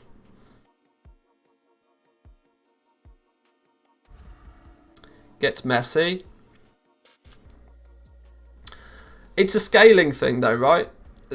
When you first start out, I feel when you first start with pets, your priority is to buy a few pets at the cheapest price and then transfer them to a server where they sell for the highest price, because your inventory is still small. When your inventory gets to the point where you've got 3, 4, 5, 10 of each pet and it's all spread out, you genuinely don't need to worry too much about whether the realm that you're selling that pet on is the best realm to be selling that pet on. As long as you're selling it for more than it cost you to buy, you win. I think when you scale this up, it's less about, it's like transmog, right? It's less about, you know, min-maxing the profit on everything that you sell, and it's more about having a big enough inventory so that you get consistent sales. And then eventually, when you've got, say, 5 realms, maybe 10 realms with the top 50 pets on them at any one point, it's just a case each day of logging back onto that realm, collecting your gold, rerunning this to recage up any pets that you may now be missing, and relisting them, and then doing a shopping scan to see if there's anything on that realm that's worth buying. And when you buy something, you'll add it to your journal or just resell it on that realm. Richest guy I know has like 400 million worth of pets and mounts spread across dozens of servers. Well, this is the thing, right? This is the that's the goal. That's the actual goal. Because you're playing on the disparity in price between one server and another. You're juggling the economies and you're using the economies against each other.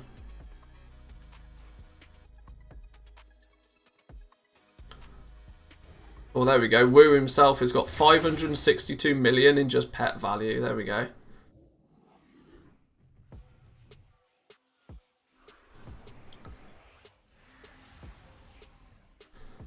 Okay, but this is something that was let's say a thorn in my side in terms of how to restock the pets. But having this auto cage pet thing that we can customize is good.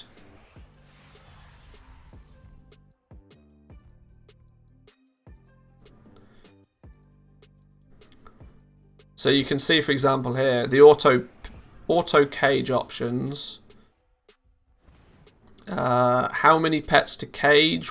From 1 to 3. I can't see any reason why you'd ever cage more than 1 of them using this.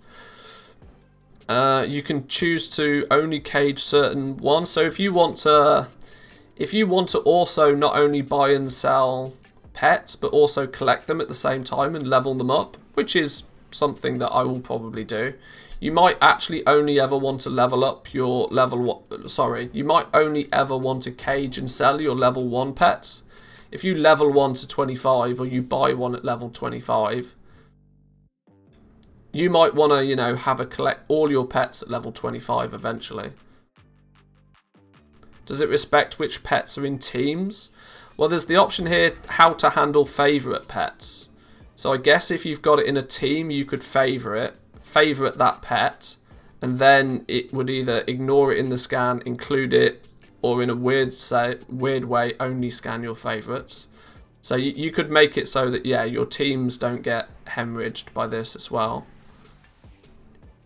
Quality of pet to cage, poor, common, uncommon, or rare. For the most part, it probably doesn't matter. Skip pets that have already been caged. Skip pets that current character has an active auction for. See, that's cool. That's very helpful. That will mean that if you've already got that pet caged and listed on the auction house on that account, it won't cage up another one. So this, you could configure this to fundamentally only, it's basically a restocker then. It will go through and it'll yeah, this is basically a cool little restocker. Personally, I use a second battle net for pets, so it doesn't interfere with my teams or collection. And I can use the full capacity of the journal. That's actually not a bad move. That's not a bad move.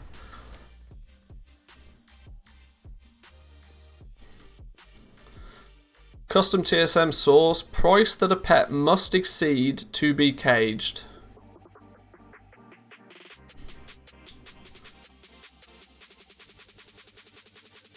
So caging rules, cage up to 1 pet, regardless of level, that I have at least 1 or more of. Skipping pets that are already caged, and pets that are already on the auction house, and blacklisted pets, and it's caging up regardless of quality. Okay. Custom pet list. Add any pets that you don't include when caging pets. 1 pet per line. Proper capitalization is not required. All other characters in the name must be accurate. You may also use the star thing as a wild card. Okay.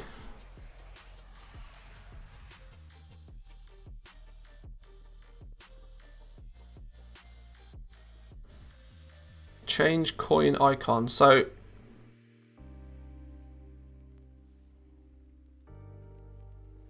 only put a coin icon when the value is greater than the filter. So if we select that one and then go 10k, because I'm going to be honest with you, I only want to do this to begin with at a small scale, just, you know, until I get into the swing of things.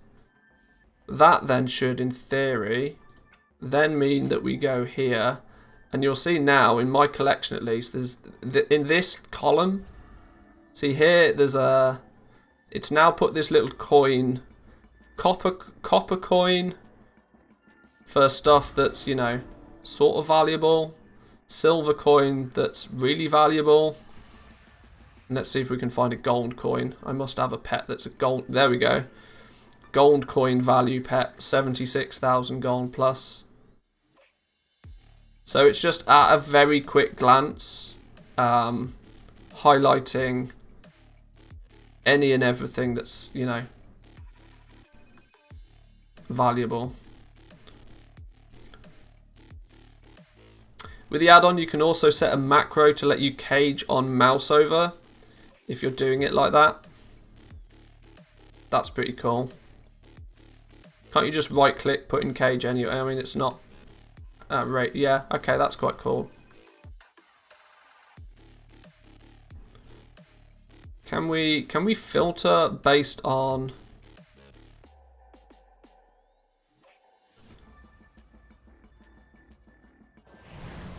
Sort by TSM, rematch TSM, first price or second, okay,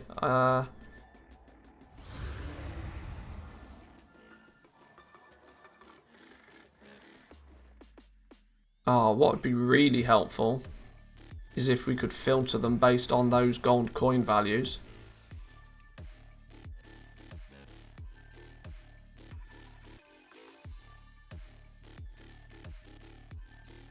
Okay, I'll work this out in a little bit more detail.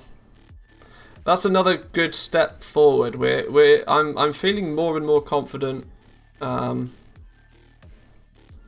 you're doing it for 100, you'll appreciate the added efficiency. Yeah, you're right. You're right. See, I fully understand why a second battle net, specifically for dealing with pets, would be super beneficial. But that's real min-maxy stuff. That's real min-maxy for me at this point. That's not beginner friendly. Nor can I really guarantee that I'm going to give pets enough time or effort to warrant that at this point, because it's not just a second battle net, it's another copy of the game. Which I could arguably just gift to myself, so that's not too much of a problem, but either way, it's a level of min-maxing that I don't think I'm quite ready for. Walk before I can run. But we get like this, how do we...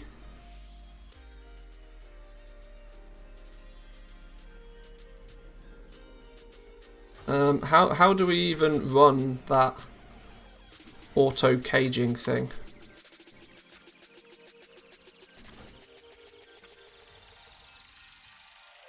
I mean, how do you... that's one thing I didn't even see. How do you even run it?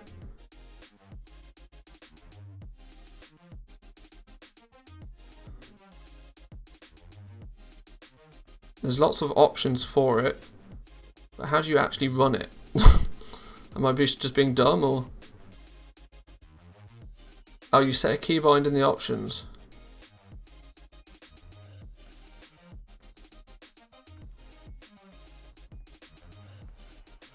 Show cage button on pet journal.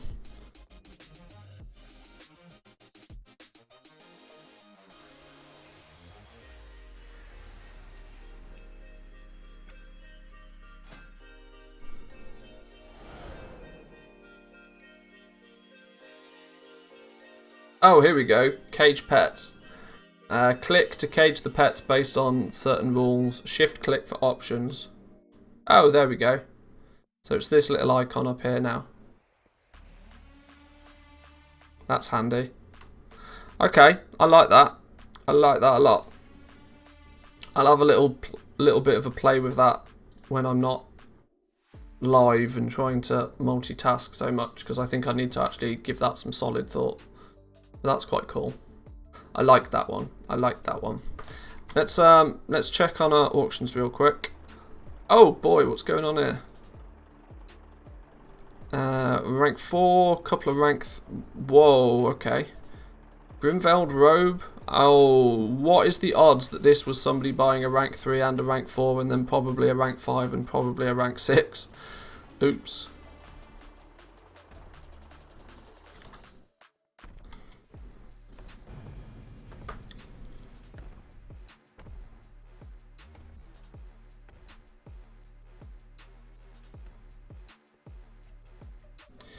It's a hassle first time to do if you ever want to sell 25s, as you need either to level 1 to 25 or at least to the garrison to get 1 to 25. Oh yeah, I forgot about that limitation on selling level 25s and caging them.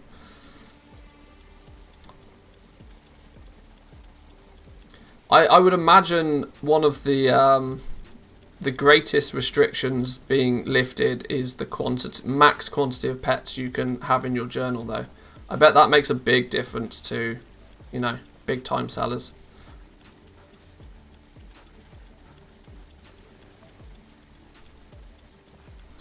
I would also guess it would be nice if you could, you know, have more than 3. The 3 out of 3 is more of a hassle. Yeah, I imagine that gets really quite annoying. I paid 10 mil for 4 out of 4. Yeah. Yeah, I guess that kind of means that you have to do things 3 realms at a time, right? Because if you're selling a popular pet, after you go down to 0 out of 3, you have to go back to wherever you have those pets caged and re-add 3 more to the journal. So then you can continue on your restocking of different realms.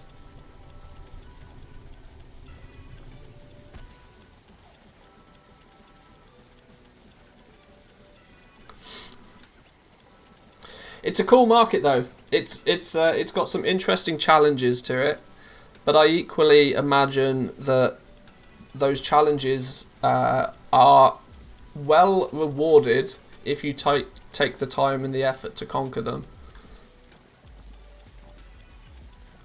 When I take a break from the game, it takes me about 12 hours in total to bank all of my pets so that they don't expire. Oh god, yeah, that's true. Yeah, I suppose on every realm, you probably want to make sure that you've got bag space and or bank space and or maybe even guild bank space to fully house all of your pets.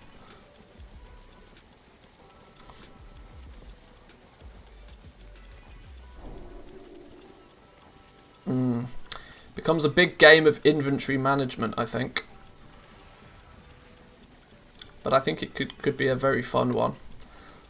And I think there's from a content creation point of view, I don't really see anybody doing anything multi-realm based. Now pets is obviously the true multi-realm gold making stuff. But one thing that frustrated me so heavily was that the only gold making content on the internet was always go here and kill this thing and farm it and then try and sell the item for 6 months. Which is, sure, it's great for beginners, but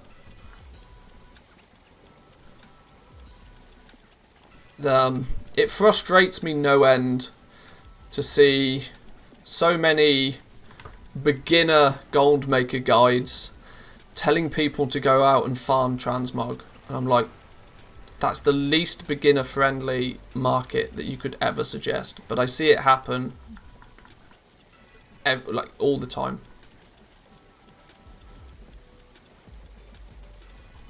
Anybody have a good way to create guilds? Running around Orgrimmar Stormwind and spamming for invites is not very appealing. You'll be surprised how many people will, if you say that you'll give somebody 1,000 gold or 5,000 gold for an invite, you'll get a flood of whispers instantly. If you're on at least a semi-populated shard at the time. More importantly, yeah, the simple things, just ask in chat. Right, like, jump in your favourite content creator's stream and ask in chat. There'll be a bunch of people that will be happy to help out.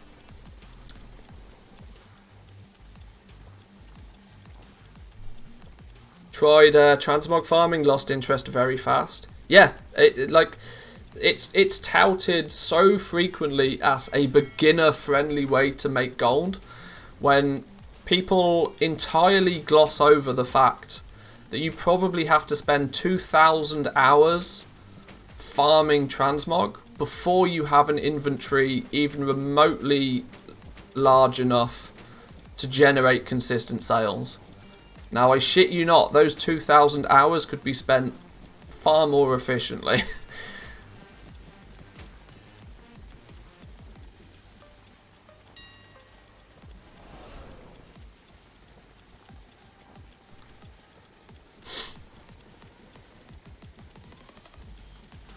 Transmog, farm for a day, spend the rest of the year trying to sell it. Yeah, it's people are quite aware of my my thought process towards transmog farming. I think the entire market is just a myth. I think the transmog market is entirely propped up by other transmog farmers. It would not surprise me if 70-80% of the transmog sales that transmog farmers get is other transmog farmers trying to either manipulate the market or trying to buy something to resell it or, you know, I genuinely do not believe that there's enough of a market for these old appearances to warrant the time and effort people put into transmog farming. Reckles would like to have a word with you. I'm sure. Yeah, I'm sure. Me and Reckles are on more than good speaking terms. We've never had an issue, but it's also very true to say that our opinions on goal making differ greatly. And I think he'd be the first to admit that as well. Transmog market equals fake news. Yeah, I'm pretty certain of that. Oh my god, we sold a rank 5. You saw it here first. We sold a rank 5. Grimvale Mittens rank 5. Not only did we sell a rank 5, we sold it at a profit. Hot diggity. It's like Christmas.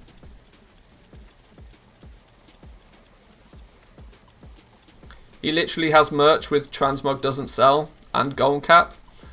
Well, he has the actual gold cap, doesn't he? Yeah, that's funny. I wish I'd have thought about that.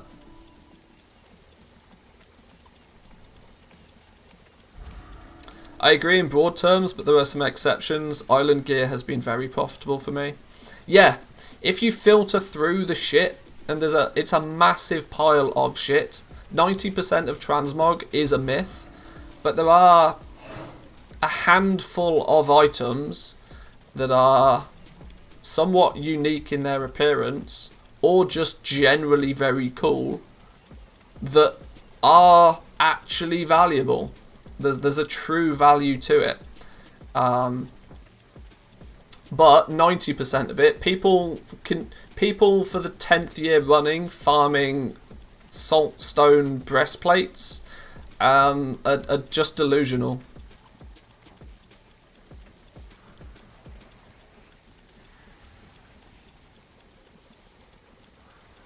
It sells if you have a big stock.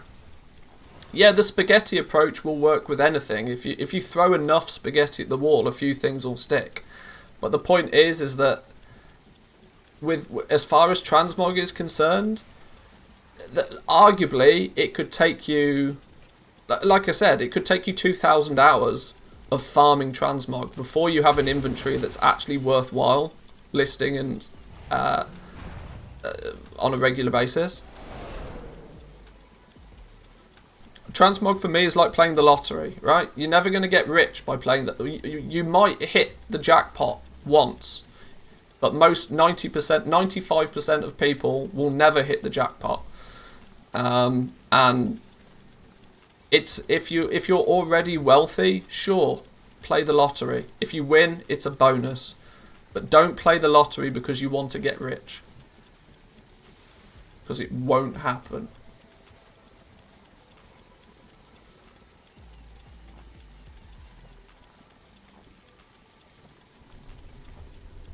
Island Expedition top hat. Oh yeah, I mean that's a really good one. But see, items of that nature fall into flipping more than they do transmog farming. Transmog farming, you've got to remember, there's two words to that. Transmog farming. If you're actively engaging in transmog, okay, I should probably clarify something. Transmog is not a myth. Transmog is very much a thing. Transmog farming, though, for the purpose of making gold, is a myth. Because there is no possible way that you will farmed for a day and got a guild bank full of transmog. No, you didn't. You farmed for a day and got a guild bank full of shit. There may be one piece in there that is maybe sort of somewhat valuable.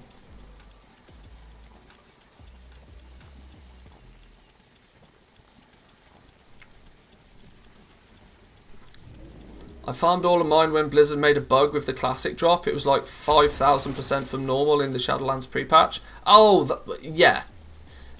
But even still, you still farmed for a day and got a guild bank full of shit. You definitely didn't get, like I said, even the good transmog pieces are really not that good. there is maybe 50 items in the game that are actually worth the gold that they're listed for in regards to transmog.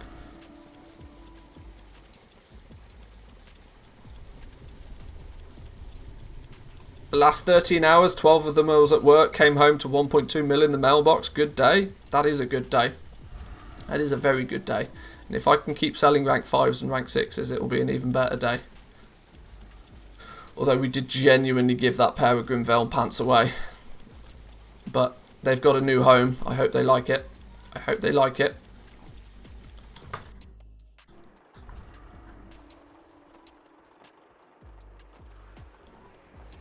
I made the vast majority of my Longboy 5 million through transmog sales.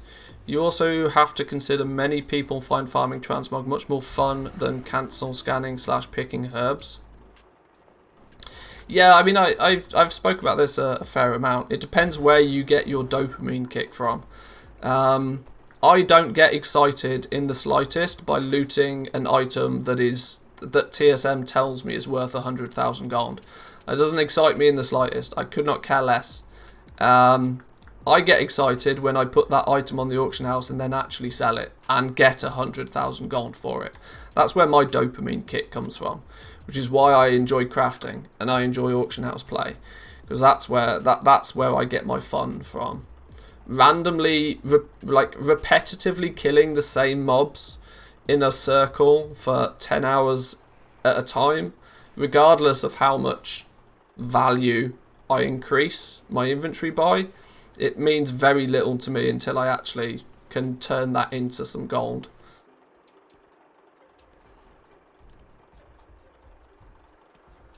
And that's why I don't farm. That's why farming doesn't really interest me, because I don't get the enjoyment from it that some people do. But I understand why people get enjoyment from it. Looting an item that is potentially really valuable, I understand why that is, you know, fun. It's just not for me. Tooly Tunnely, how we doing? I should do some hydrating. Absolutely right. I need to take a 2-minute break. Let me get these items listed, and then I'll take a quick 2-minute break. We've done 1 million in sales already though today. 1.2 million in sales so far this morning. So there is the potential of today being another 5-6 million gold day if we keep on top of what we're doing.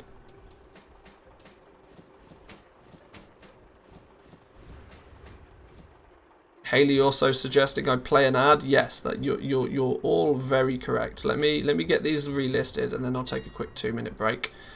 Yes, I could do with some hydration. Most fun I enjoyed farming, I think, was in Pandaria. Got farming with the treasure potion and freehold in BFA. Loved these farms when I just wanted to chill. Yeah, like I said, if it's something that you get enjoyment or it's relaxing to you, then you do you. I'm not saying that the activity itself is bad. I'm just saying that it doesn't work for me. It doesn't work the same way.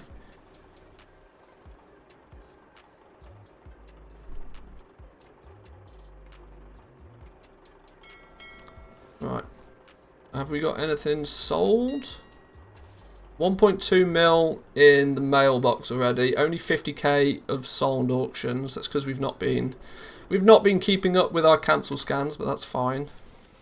300k in the in the auction house over here, with 700k in the mailbox already. We're doing alright, we're doing alright. There's a few more, because we've relisted a bunch of stuff. We're selling some 200 and 230 gear as well. A few splashes of other stuff here and there. Most of this gear, I'm probably just, regardless of how profitable it is, I might just stop crafting it at this point. My inventory is way too big on these realms. I need to really trim the fat. I mean, I'll still craft this low-level stuff if I can seize a sizable profit from it, but I'm at a point now where I really need to not be relisting 500-600 items a day on each realm. I need to cut that down to Probably 200-300 is a more manageable number. But I'm going to take a quick 2-minute break, boys and girls. I suggest you do the same. It sounds like some of you already have. Go grab yourself a cup of coffee, go grab yourself a drink, take a bathroom break, do some star jumps. We'll be back in 2 minutes. I'm going to throw up a couple of ads for a few minutes during the downtime. Obviously, the easiest way to not view ads on Twitch is to hit that sub button. Check it out. It may even be cheaper for you now that Twitch have done a readjustment on the sub prices. So take a little look. I'll be back in 2 minutes.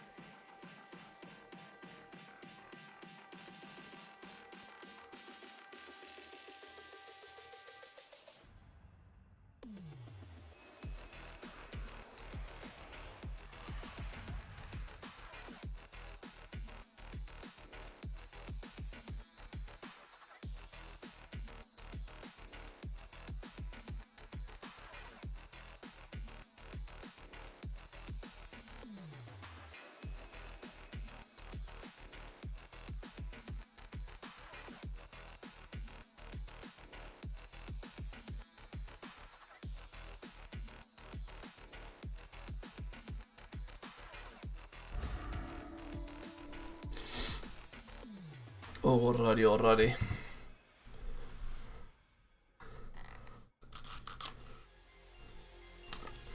Selling star jumps, paying 5 gold to do 5. Sorry, not buying. Not buying. Spring sale. I'm glad you guys have a way to entertain yourselves. Resetting price to $4.95.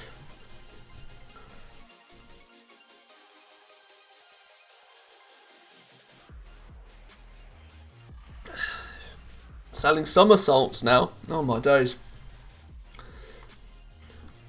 You got to be careful, boys and girls. That could almost be considered exercise, which is never a gamer's best friend.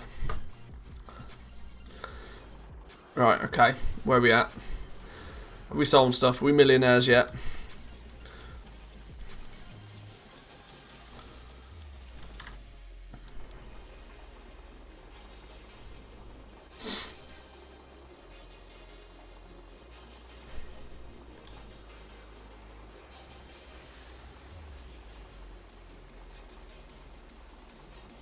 Any bath salts?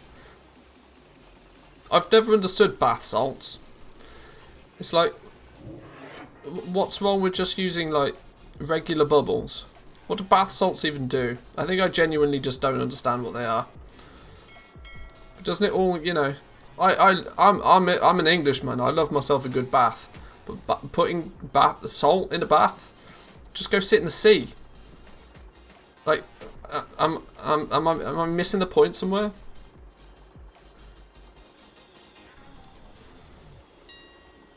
I don't know. Makes you salty? Yeah. Maybe too much of Twitch chat uses bath salts. Is that bath water from a salty e-girl? Belle Delphine selling her bath water again? Now she's selling salty bath water? Oh god, imagine what made it salty. Oh no.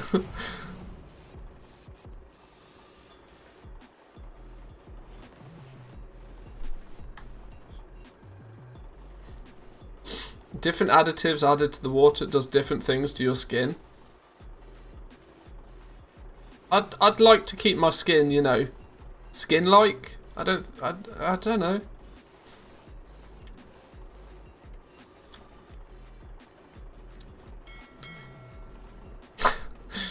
We went from me suggesting you do star jumps to Belle Delphine's salty bathwater. What a rabbit hole we do tend to go down. Alright, sure.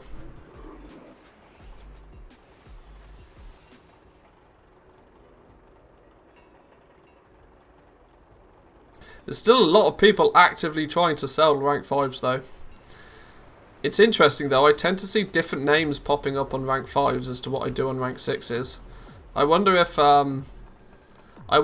there are... Do we think that there's many crafters out there that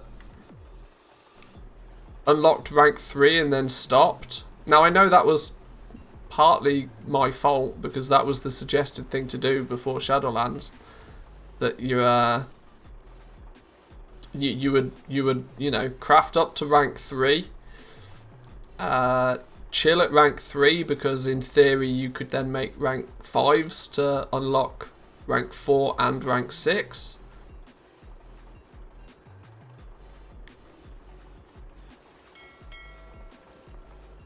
Which only puts which actually, when you think about it, puts rank 5s in an even worse position. Because it basically makes rank 5s in the same category as 1 through till 3. That people are making rank 5s for the purpose of gaining experience, not for the fact that they, you know... Yeah, that's even... That puts rank 5s in an even stickier... I don't think I'd even considered that.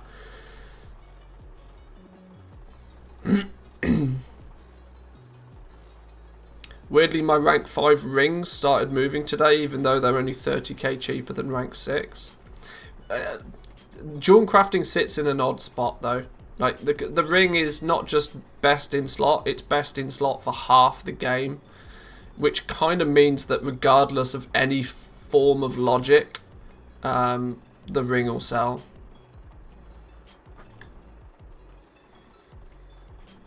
But yeah, I do kind of, I get the point though.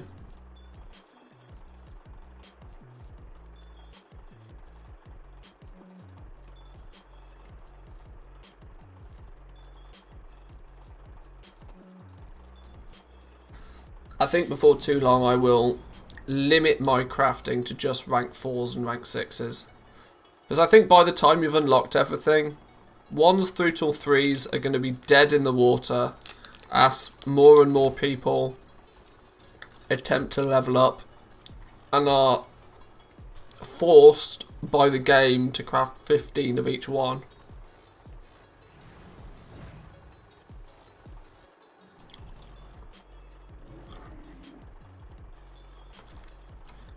Rank 5 is worse than ranks 1 through till 3 because of the sunk cost for crystals.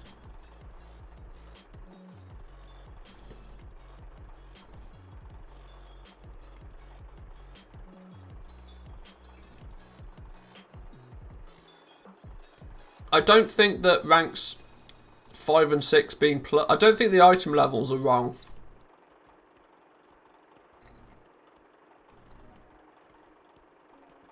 I think I think Blizzard made two big mistakes. They made two big mistakes. The first big mistake was making it so that you needed 1,100 soul cinders to craft a rank 5. Now I don't understand why they did that. Simply because you'd sell even if the materials were the same, right? I think there's two issues. One is the quantity of soul cinders, and second is the amount of Korthite crystals needed to make the Vestige of Origins. They're almost like, if you're going to have the soul cinders be very similar in quantity, there needs to be two different varieties of Vestige of Origins. A cheap one that makes a rank 5 and a more expensive one that makes a rank 6.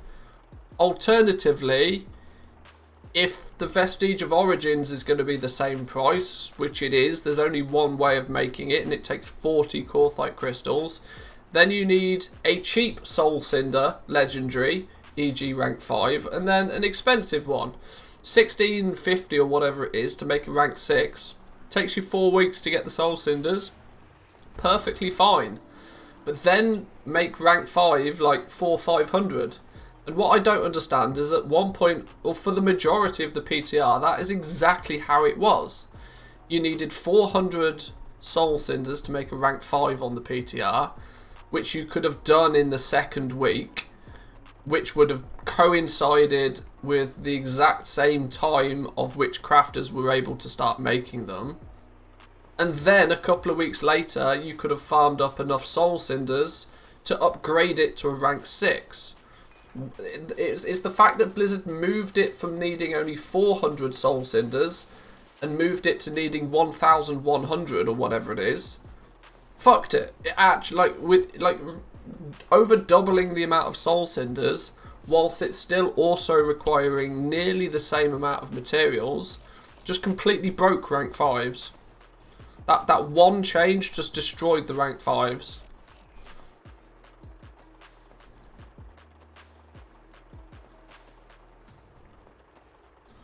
Gave up getting into the legendary market, to be honest. Prefer farming mats to sell instead. To a degree, I don't blame you. I mean, there's no risk at all in farming. Like, no risk at all. You're trading time for a resource that you can go and sell. No risk there at all. The only risk is that you can't sell that resource. But if you can't sell current Shadowlands materials, you're doing something really wrong, or you're on a dead realm. That's the only risk you've got there.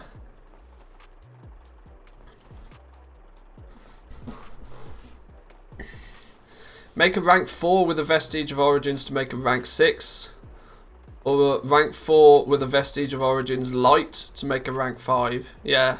But instead of having two different... I mean, I get the fact that it's just one Vestige of Origins to make the new ones. Cool, fine. But having the Soul Cinders being so close in number was the bad move.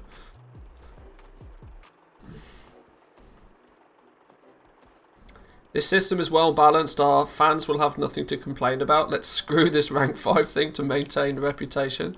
Yeah.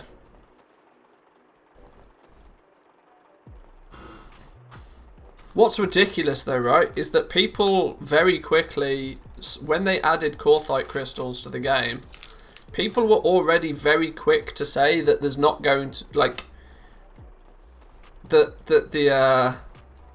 we expected Corthite crystals to be relatively rare, and even if you only needed one of them to make a Vestige of Origins, like, based on and this was coming from people that have actively been selling legendaries through patch 9.0. Like, we know the quantity of legendaries you can sell on the realm that you play on. Now, I still think that if you were to quiz, if you were to take a slice of the population on any server and ask them what legendary they have, I would be surprised if more than 30% of the player base has a rank 5 or 6. I can't imagine there's many people out there that actually have rank 5 and rank 6 legendaries outside of, you know, heavily competitive people. I just can't see why people would do it. Because I know for a fact, on one of the largest realms in the EU, I'm not selling anywhere near enough rank 5 and rank 6 legendaries comparative to the player base on this realm. Not even close. Now, if a rank 5 cost 50k and a rank 6 cost 65k, I think they would literally fly. They would literally fly off the shelves. But I think the way that they are now and the way that they've been balanced was wrong. And if Blizzard did it for the purpose of trying to make more money, then they fucked up. Because they made them too expensive. And by the time they come down to a price point where the majority of the player base would be willing to buy one, those players have already stopped playing. So Blizzard missed the boat completely.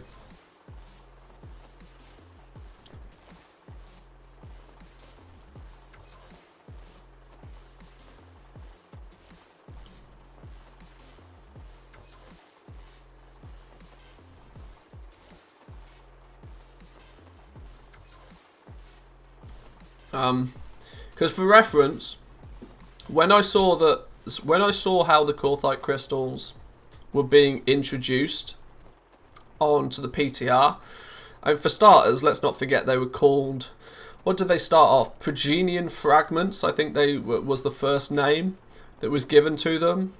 And then what was it? What did they called them something else before they called them Corthite crystals. They had 3 different names. But they started off with only needing one. Pog fragments, yeah.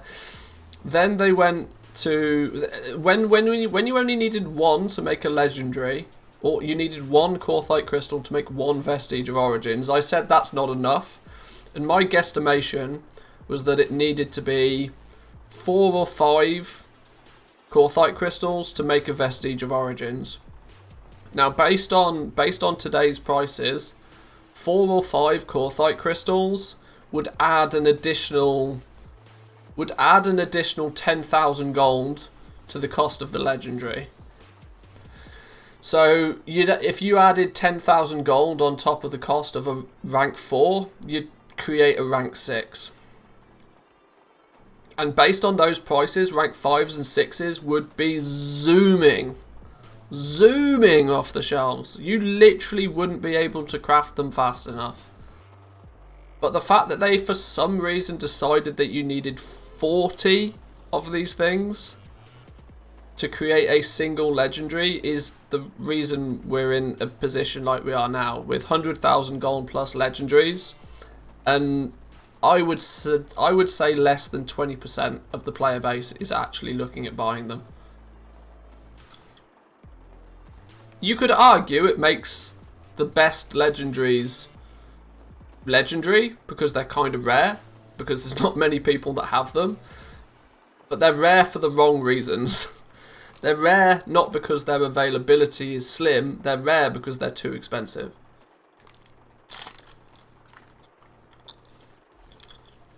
For me, it feels like a waste of gold as a non-raider. But you know what the worst thing is? It's a waste of gold to raiders.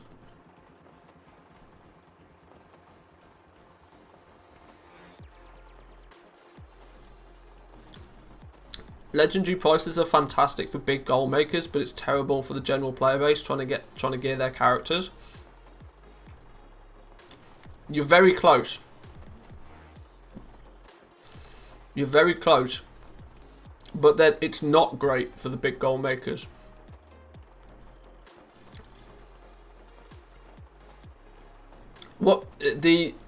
It's not great for the big goal makers at all, because they're not selling for, like, we're not selling it for 100,000 gold and crafting it for 50. If that was the case, yeah, it'd be great for the big goal makers. We're crafting it for 100 and we're selling it for 110. It's not really that great for the big goal makers at all.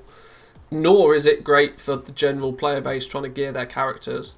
I've had many people whisper me to sell them something.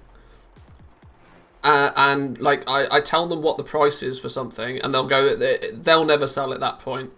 And then they offer, 50,000 gold less than whatever I quoted them. And I'm like, well, no, that's like half my crafting cost. Just no. The average player doesn't have the gold to buy a Lego. Yeah. To be fair, I think they nailed the Korthite supply and demand balance. We never ran out and they're still valuable at this point, which is only with only minor price variance so far. Yes, that I agree with. Definitely that I agree with. The significant problem is not the supply and demand of them. I think that's worked out very well. That's worked out very well. The anomaly in the whole thing is the fact that you need 40 of them to make a single legendary. That's what's the biggest of issues.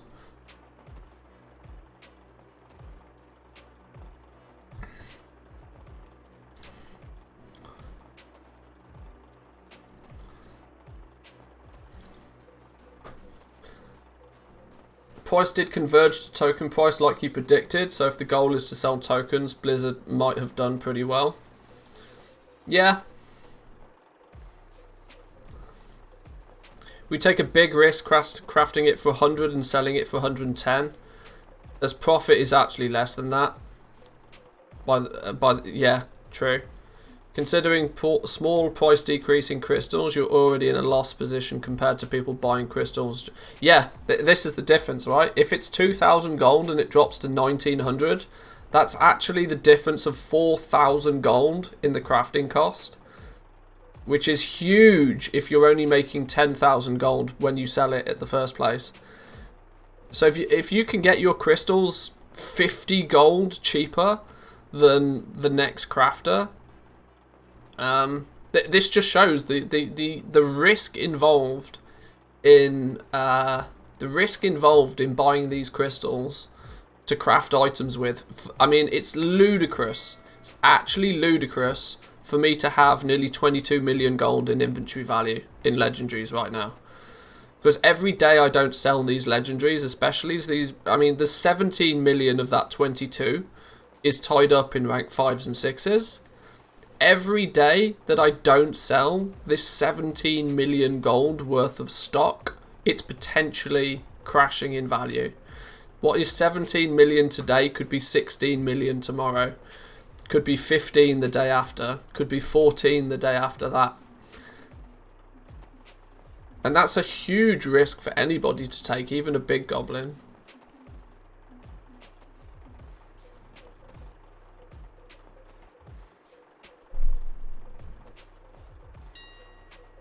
And on that note, let's do a cancel scan so we sell some stuff.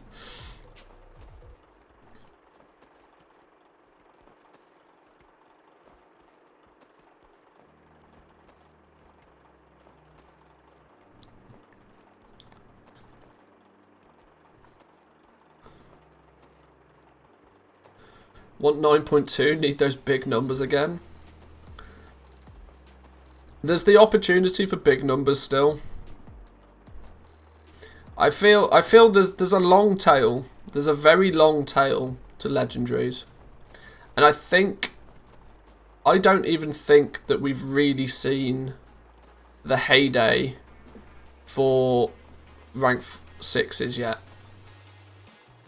For the exact theory that we've just talked about, that I think that they're just outside of the reach of 90% of the player base right now. I would be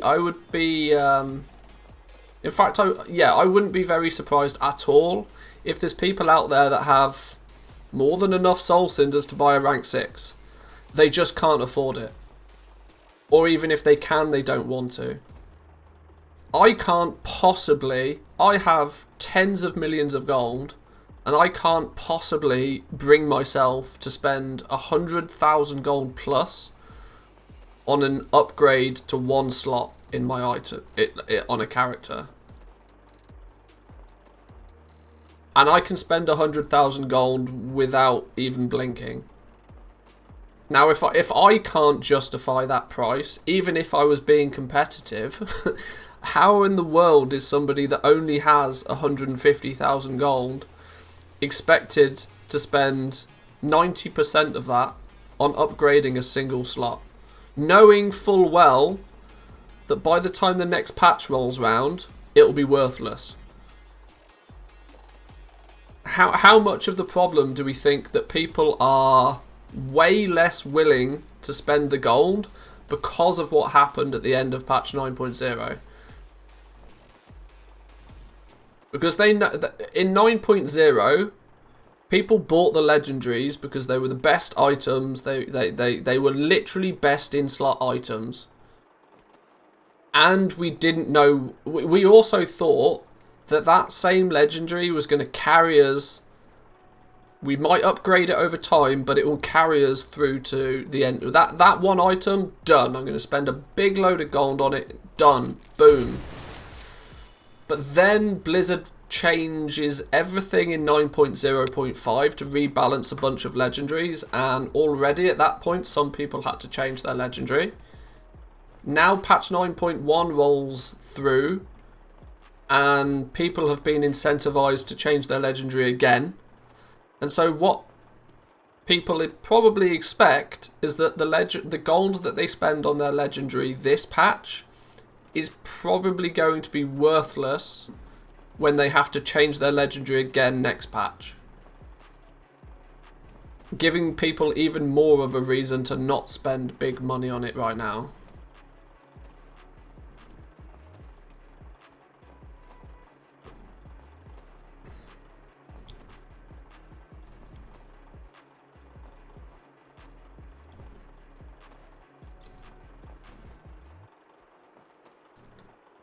Depending on what kind of player you are, to me it's a heroic / mythic progression raider. Spending 200 to 250 on a legendary isn't that big of a deal to me.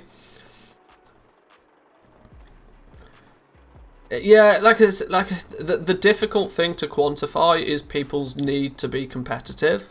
That's something that's very difficult to put a number on. But not only being heroic / mythic progression raider, but also incredibly savvy with gold making in general, puts you in a very strong position. Of which, you compare that to raiders that just want a raid log. They want to log on, they want to do the raid, chill out for the evening with a bunch of mates, kill a few bosses, get a few bits of loot. If they still want to be able to achieve that, to then have to spend hundreds of thousands of gold on the auction house. Firstly on the BOEs if they want to be competitive, but second on the legendary, I think it's just too much for some people. I don't disagree with you, it felt really shitty having to craft a new legendary for this patch.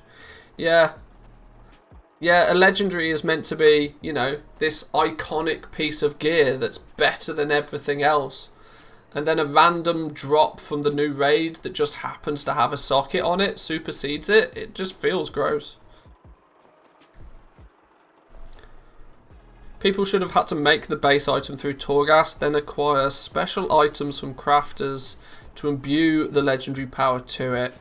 If your best in slot power changes, you keep the item you need, but you get a few bits and pieces and you attach the new power to it. Yeah, there should be some recycling. And what probably pissed people off as well was the fact that Blizzard openly came out and said no, there's no way to recycle your legendaries. I'm very sure that that pissed people off, and that they weren't even really planning on doing anything about it either.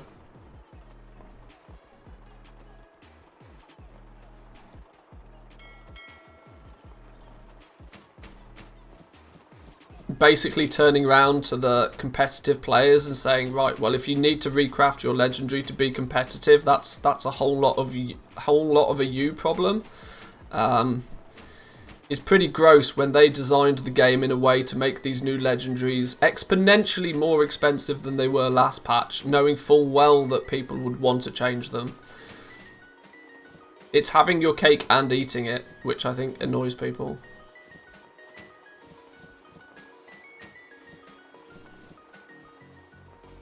More casual players out there still using rank 4s for normal heroic progression. Oh, without doubt. I'm selling more rank 4s this patch than I sold last patch. For that exact reason. That people, anytime they need a new legendary or they need want a second power or something, bang, rank 4. That's the one that they buy. Rank 4s are the secret winner for patch 9.1, not rank 5s and rank 6s. I craft and I sell rank 5s and 6s. Only because I can, not because they're the most profitable thing for me to do. Realistically, I probably should never craft a rank 5 or rank 6 again, sell through the stock that I have, and focus purely on rank 4s until the prices on rank 5s and 6s are favourable for the player base generally.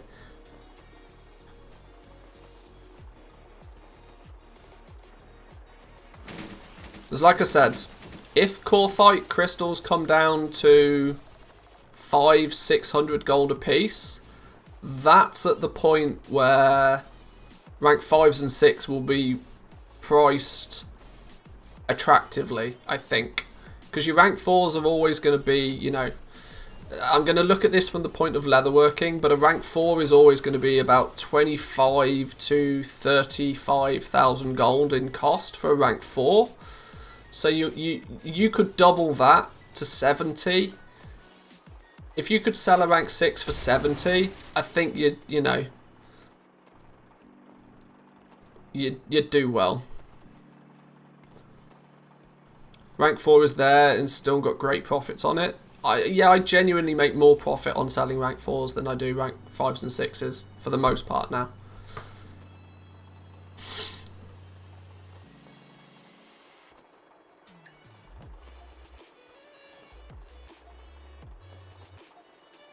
Rank 6 cape at 135. Crafting cost of what should be in the region of 115, but is actually less for me because I made the Vestige of Origins with dual crafting. We sold a rank 5. In fact, when I say we sold, we gave away a rank 5 for 100k. Cost us probably 90 to make it. By the time the auction house has had their cut, yeah.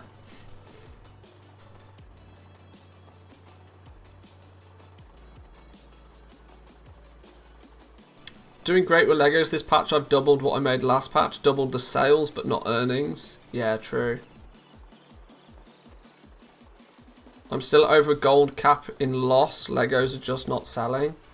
I'm back to, I'd say, on my home realm where oh, hang on. I cashed out, I cashed out 5 million gold in tokens the other day. So my TSM figures over here are going to be a bit skewed. But I think I'm about back to where I was. I think I've broke even on Sylvanas now. But that's with I broke even and have a reasonable amount of inventory, I think. Yeah, we got back up to about 18, 19 million on Sylvanas, which was roughly where we were at end of patch 9.0. That was before I started investing in a lot of materials and stuff. So we got back to that point. This big dip is the fact that I cashed out 5 million or so in tokens the other day.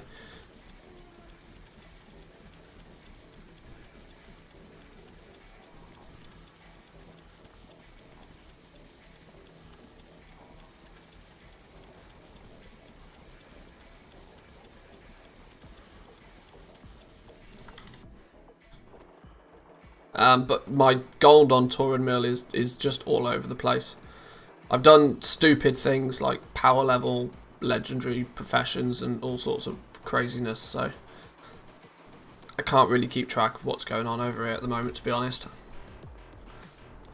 But on Torin Mill I do now have every slot leveled up, so I've got the ability to craft everything. Eventually. It took a while, but we got it. Easy 2 mil sales in the last hour. Holy smoke. Am I just not trying hard enough? Am I just not trying hard enough? Where was it? In the Discord.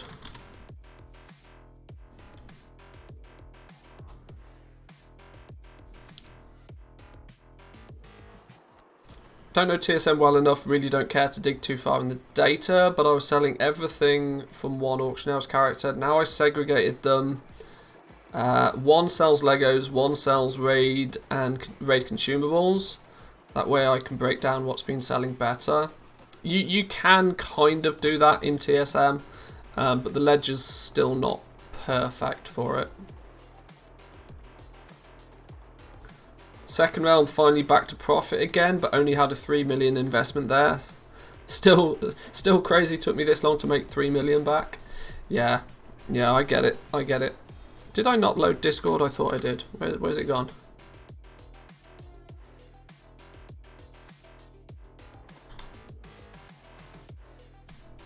There it is.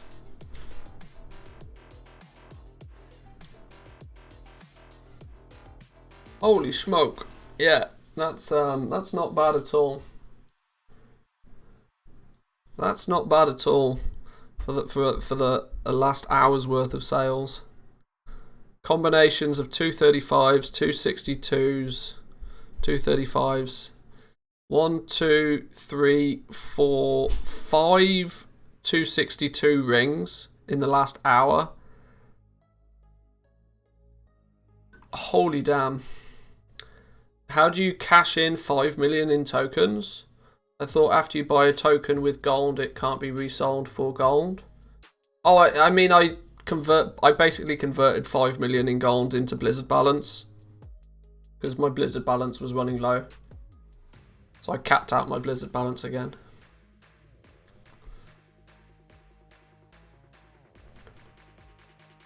Main realm invested about 25 million mats, so there's an argument for overstocking there, but for the number 1 alliance realm, that really shouldn't be too much.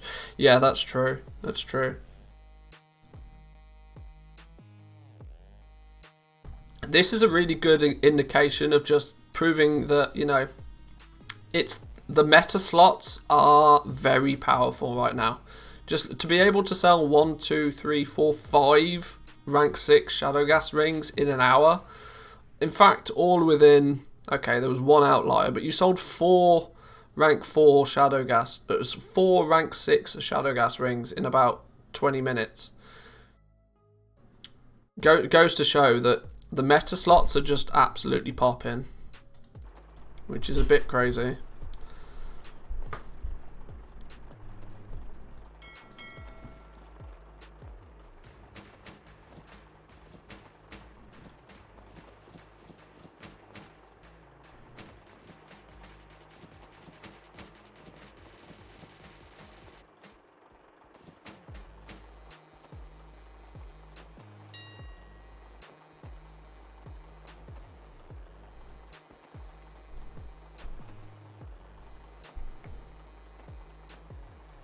I wonder if, I mean, we obviously know that Blizzard have like filthy amounts of data,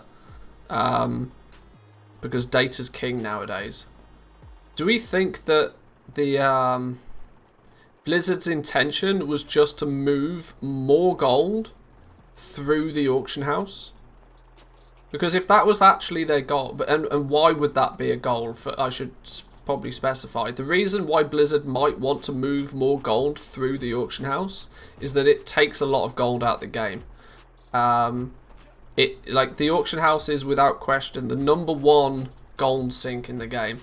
5% of every transaction just disappears instantly. So if your average transaction value on the auction house increases, that's more gold that's leaving the game every single day.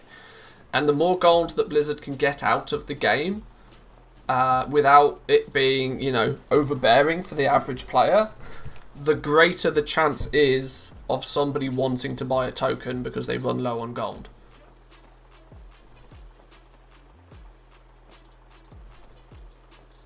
Maybe they saw, Arboreal Shards did a reasonably good job, but not.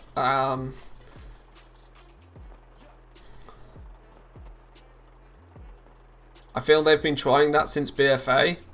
Brutasaur, Azerite, cost to change traits. Yeah. I reject that Blizzard cares enough about the economy or crafting to be that subtle. The economy is not important to them. No, I 100% disagree. Not just because I'm, biased because I enjoy making gold in the game. The economy in World of Warcraft is one of the most sophisticated economies in any game that's ever been created. And it is the driving force behind Blizzard selling tokens. Look at how quickly they react to any sort of exploits around gold. As soon as there was somewhat of a sniff of what were they called, relics of the past, that entire system got squished before it even ever got into the game, because people worked out that it could be, a gold printing machine. Vendor shuffles always get squished. They absolutely care incredibly about the economy of the game, because they have to, because if the economy in the game crashes, then they will no longer sell tokens. And the reason they sell tokens is because before they were selling tokens, people were buying gold from third-party websites. Now there's a legitimate way for players to buy gold, and that's from buying a token. And so Blizzard are heavily incentivized to remove gold from the game without the average player realizing how much gold is leaving the game.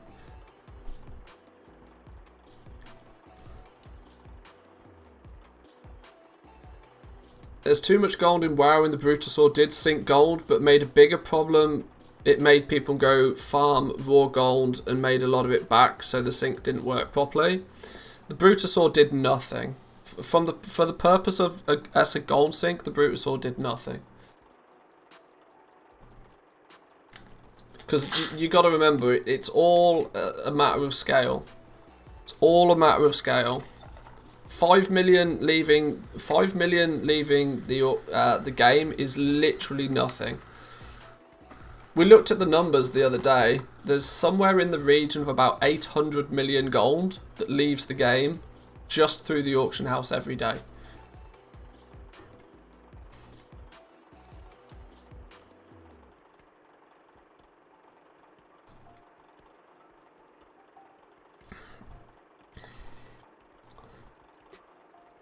It's been very apparent to me that in the last few years, Blizzard have done everything in their power to take as much gold out of the game as they possibly can. Because the more gold they remove from the game, like I said, the greater the chance. It's almost linear, right? The more gold that they remove from the game, the more token sales they see. And I bet they track that. And I know it's kind of very tinfoil hat, but maybe they wanted to use the legendary system as a way to remove outrageous amounts of gold from the game relatively quickly.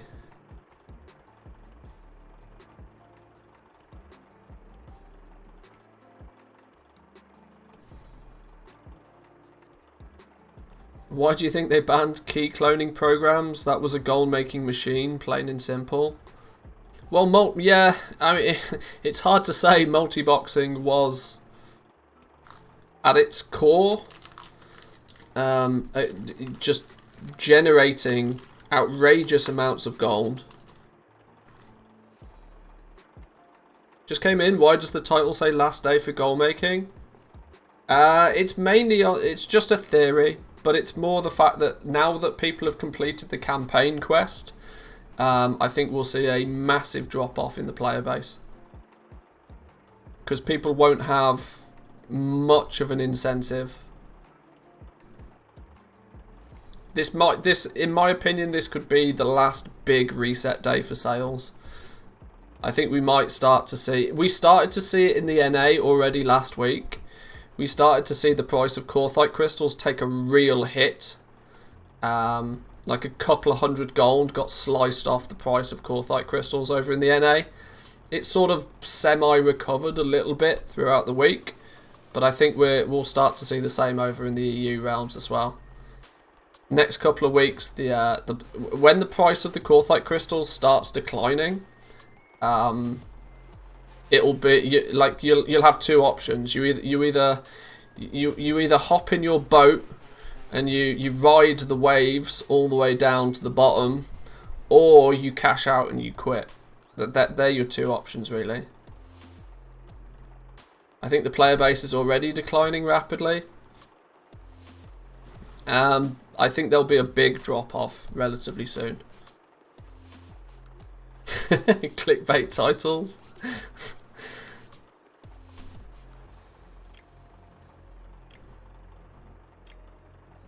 It's only a matter of time before they add a new auction house mount to have people sink gold into. I don't think that Blizzard realised that the Brutasaur was going to be as popular as it was. I think that was almost an accident. Because they did the... Let's not forget that they did the spider mount in Legion. And that was a 2 million gold spider mount. And nobody gave a shit. Like, even though it was like a unique model, and nobody cared. Genuinely, nobody cared because it was a useless spider. Yeah, but I mean, the Brutus, for starters, the Brutasaur, it does, like, even if it didn't have an auction house, it looks really cool. I mean, who doesn't want to ride on the back of a dinosaur, you know? They tapped into the right, the right market with that one. Most people, not a fan of spiders. I'll take a pass on a big old spider. Riding on the back of riding on the back of a dinosaur, yeah, that's kind of cool. I'm down with that. 5 million gold, though, bit expensive. Oh, but it's got an auction house on it. All right, then, I'll file my ass off for that, then. A Goldasaur. Yeah, basically.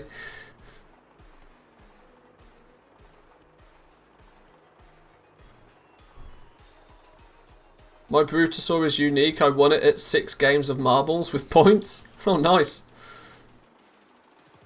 Tempted to take a break, but being a smaller goal maker with one bang character and only posting non-legendary crafted items, on content, etc., I have no place to store my 1500 items so that they won't disappear from your mailbox.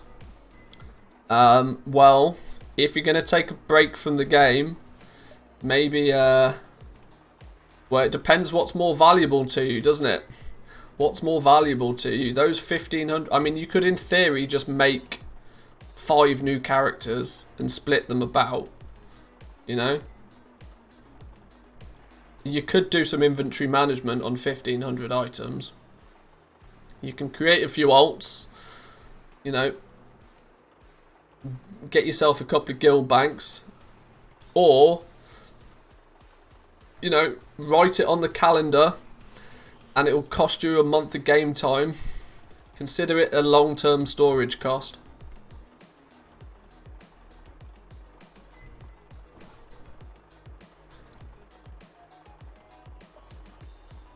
Still waiting to see the the Brutosaur in the black market auction house. Check it every morning at 2:30 AM so I can put a max bid in. Yeah, I've pretty much come to the conclusion that I'll never get it,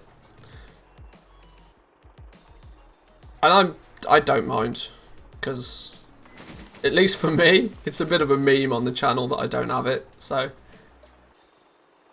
I don't mind.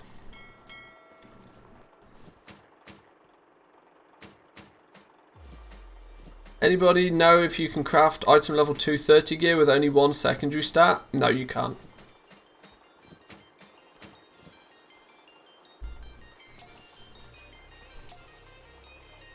High risk strat, send it all to an alt, it'll bounce back in 30 days, and then 30 days later it'll expire.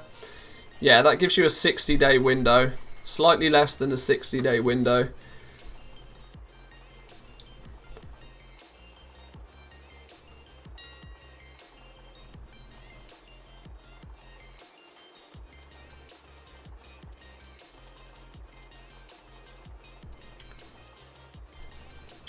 I think the items with 1 secondary are super low random stat crafts. I've seen them myself. I've not seen them.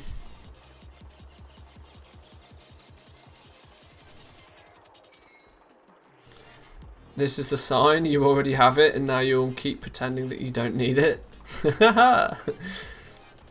Maybe I do. Picked up a 230 verse only belt for my monk. Really?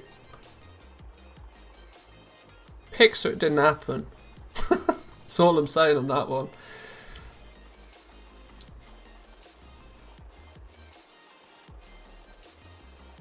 If that's the case, I mean, that's probably more of a glitch in the Matrix than it is something that is meant to be the case.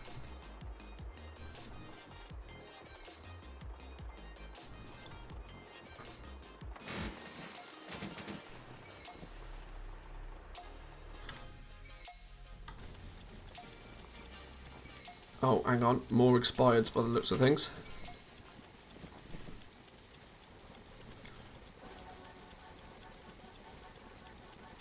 Oh no. I cancelled a bunch of auctions and didn't put them back on the auction house. Go me.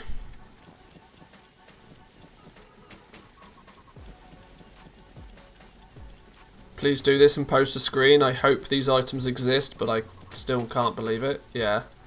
Yeah, it sounds very much like a glitch in the Matrix. It kind of feels like how I've where is it? Oh, I don't know where it is now.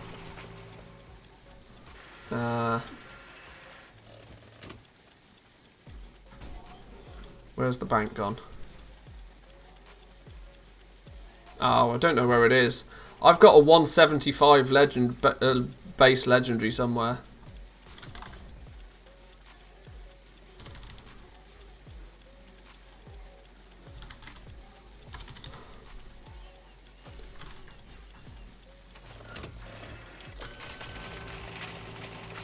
Oh, I don't know where it is. It was a cape, I think. Random 175 cape. You can't do the item level search. I think it was a cape. Yeah, there we go. Look, Grimveld cape, 175. Glitches in the Matrix do happen.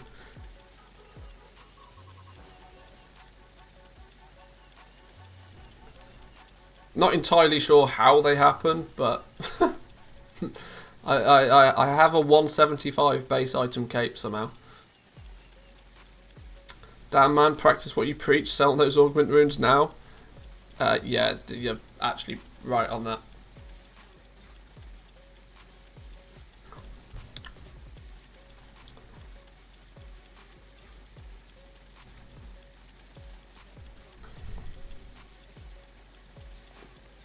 Yeah, I have a little bit too many of these. Although 240 of them is like, meh, whatever. I didn't buy these to sell them anyway. These are just what I've had off the mission table. I missed the boat on patch 9.1. But we'll see.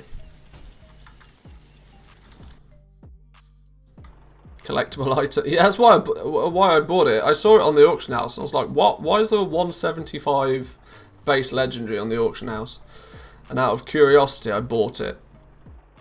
And now it's just you know, it's a collectible token item.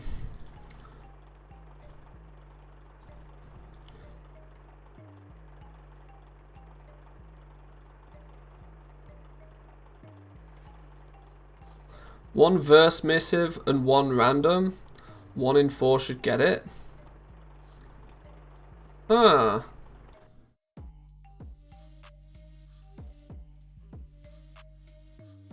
Shadowlace tunic with double haste on it.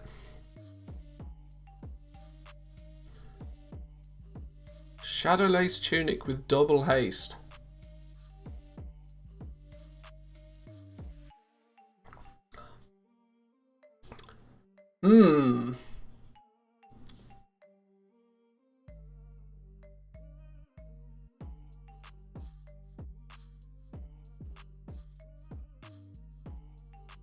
That's interesting.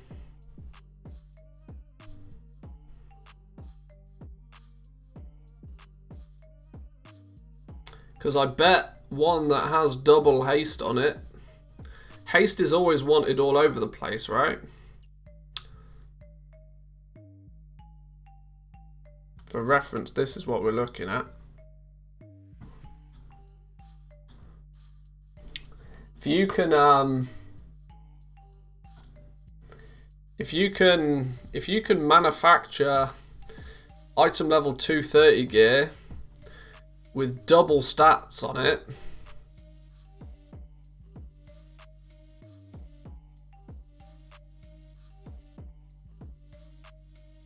because I would imagine that is considerably... Now, I'm not a big fan of selling stuff based on its secondary stats. My 230s just get posted under any other 230. But that scenario specifically, I could imagine being incredibly valuable to the right person. Double haste or selling some with double verse for PvPers. If you can, I mean, I wonder what the cost is. Okay, we're going to science this now. We're going to science the shit out of this.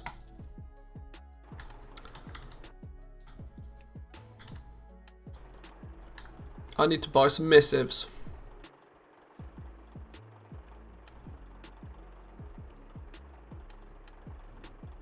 That's intrigued me now.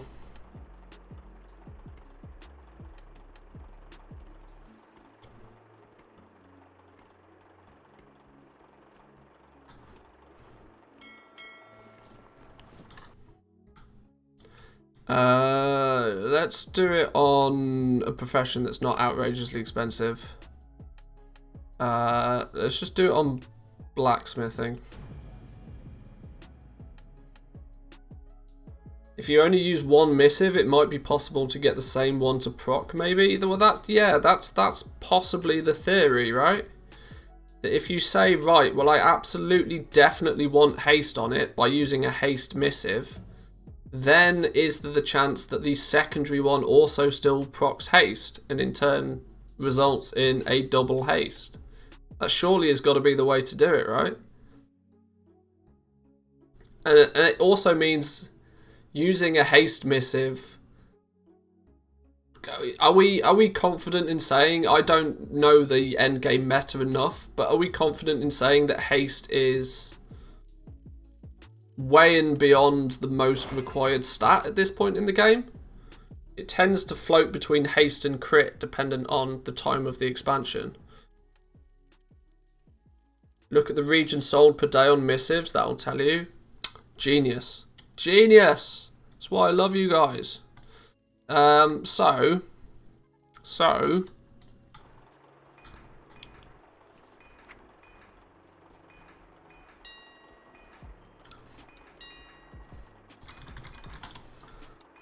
Missive of Haste, region average daily sold 40, 29 on mastery, 32 on crit, and 26 on verse. So yeah, without question, the higher demand of secondary stats is haste. So if we let's buy up a bunch of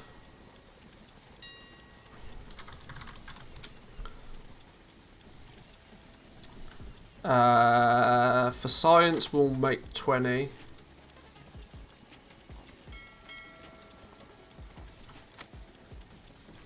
Send to... who am I sending these to?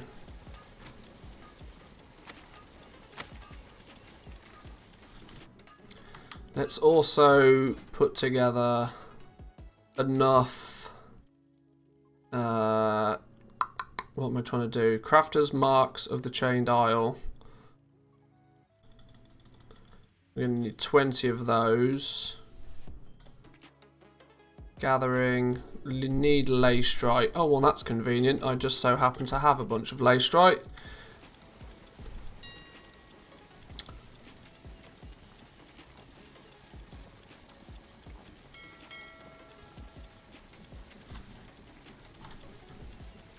Somewhere. There we go. Cancel you off.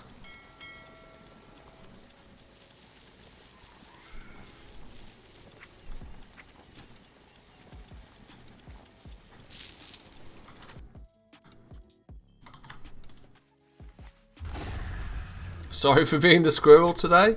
No, this is an interesting squirrel. I'm happy to science these things out. Let's then make what we needed here.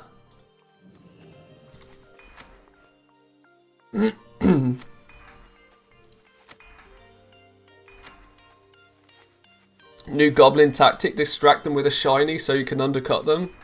Very true. Alright, well they're making, let's make sure we've finished our post scans before you guys, you know, give me grief.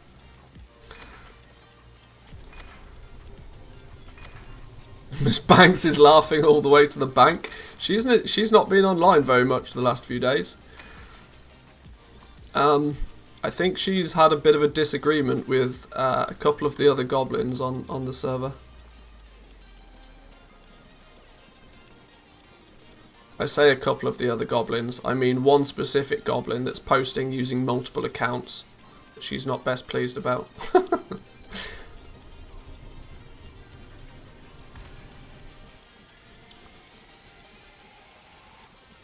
But, goblinry drama. What are you going to do? They're just sales, right, cool.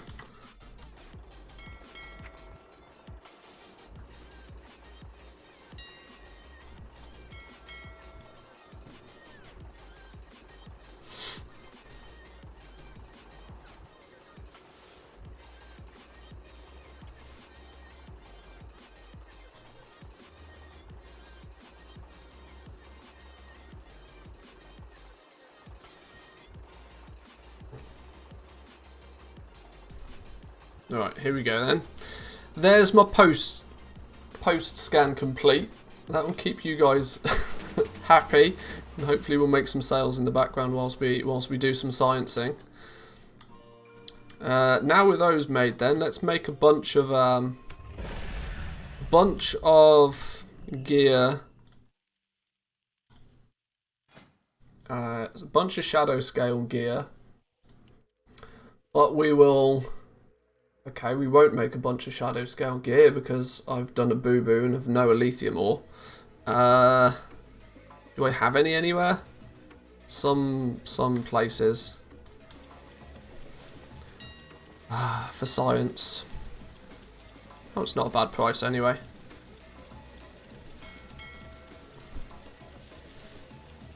You know, I've just spent about a token for sciencing this.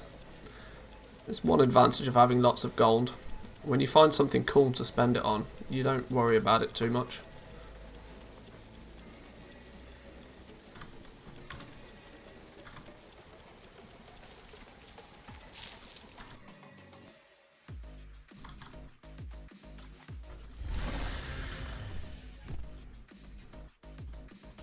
Right. Let's try again.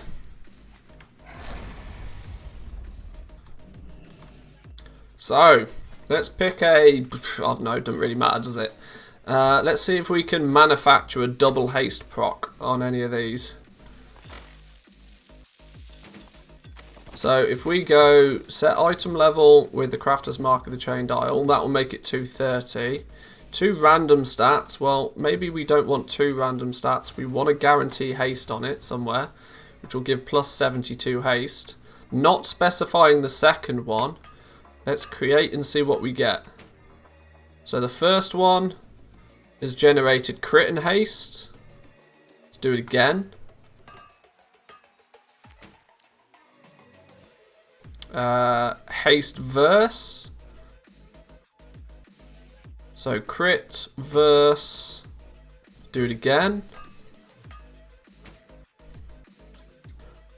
Haste verse.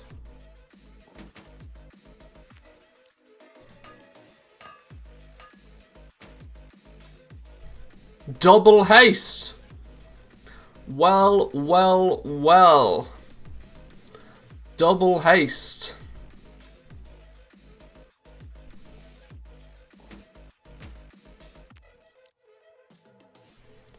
Well, well, well.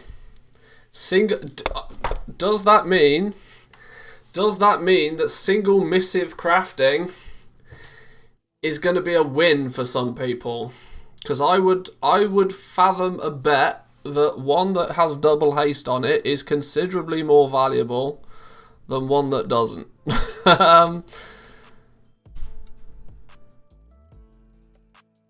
That's very interesting.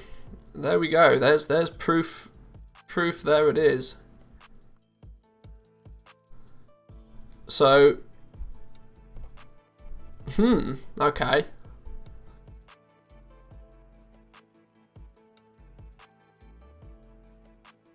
Go buy herbs now? What do you need to make haste missives? Haste missives go burr. Just saying. Shame it can't be done on ring and necks. They already have a fixed stat. Yeah, that may be where... I mean, I reckon this was probably... Do we think this was intended or unintended? Or maybe Blizzard don't care? But if we look at Shadow Steel...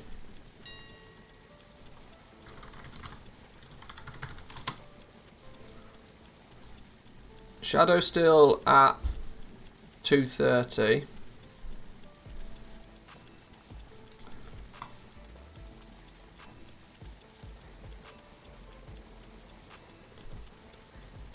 There's not a single one on my auction house with double stats here.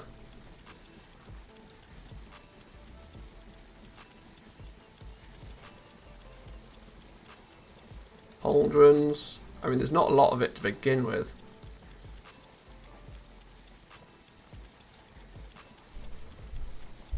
Gauntlets. There's certainly not... For starters, there's not a single person on this realm that really appears to be posting it based on secondary stats anyway.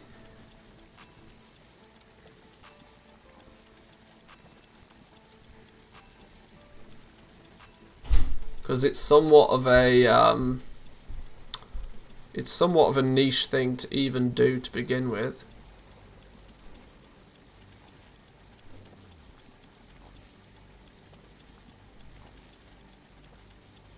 But for whatever it costs me... Ooh. For whatever it costs me to do just that, to manufacture one with double stats on it. I mean, let's be fair, it's not like I'm not going to sell the other ones. These will still sell. I'll sell these for to regular Joes. But to manufacture ones with double stats, I can charge probably double for that one. Maybe, like, how much are the missives? They were like 300 gold, 350 gold a piece for me. So instead of this being valued at 6k, I could comfortably post this for 12k.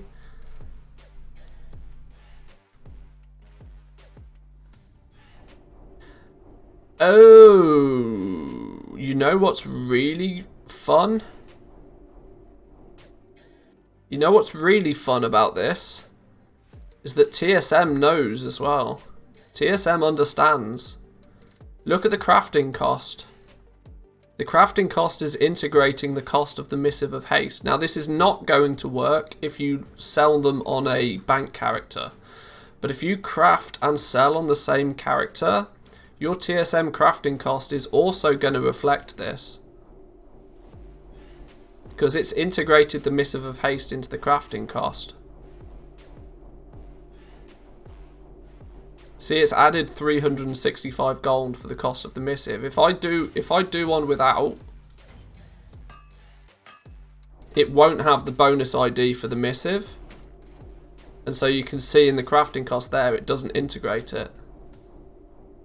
So actually crafting and selling 200 and 230 gear, you're best off crafting. In fact, if it does this then integrate the bonus ID? If I send these over to my bank character, does my bank character also see those bonus IDs and understand them?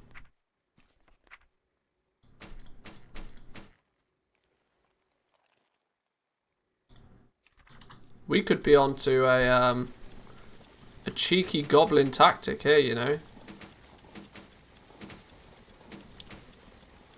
It does, it still recognises the Missive of Haste, so even if you then go to sell them on a bank character, your crafting cost calculation is still correct.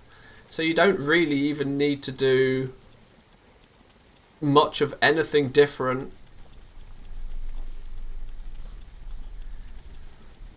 You don't need to be doing much of anything different with TSM to account for this either.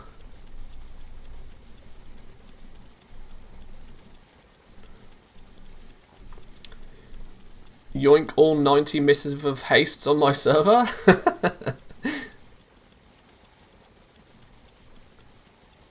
Post these for way more. The people who want these will pay a lot. It's a super niche market, right? It's the super niche market. But the people who want them will pay mega bucks for it.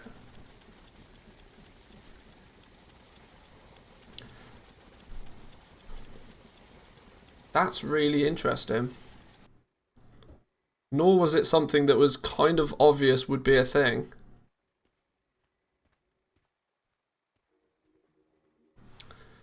The question is now is how do I set up my TSM bank character to list those ones separately to the rest of them?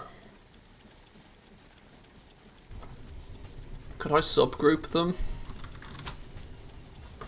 If we go into Blacksmith, Shadow Steel 230, can we do a new group, double stats, where we specific item,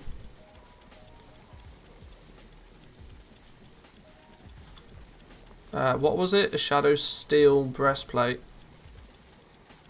Shadow Steel breastplate with double stats there, double haste, add. What a shame to only find this pot of gold on the on the last day.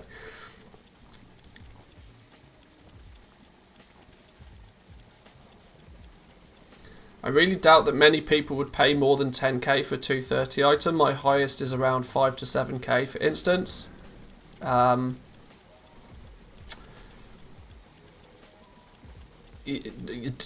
Just don't make assumptions. Like, don't make assumptions on what people will and won't buy. These double stat ones are worth 50k a piece in the hands of the right player. Having double haste on a piece of gear like this is big.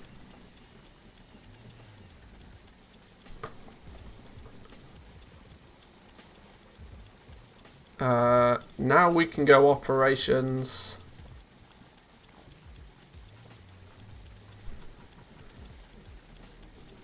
Very rarely do I suggest using custom operations, but for double stat 230 gear, I think we do need a custom operation. There's not going to be any crafting operations, simply for the fact that we're not crafting on this account, but we definitely want a custom operation for these. Or do we? Or do we? Because... yeah, we do. What is it baseline? Selling 1 based on crafted.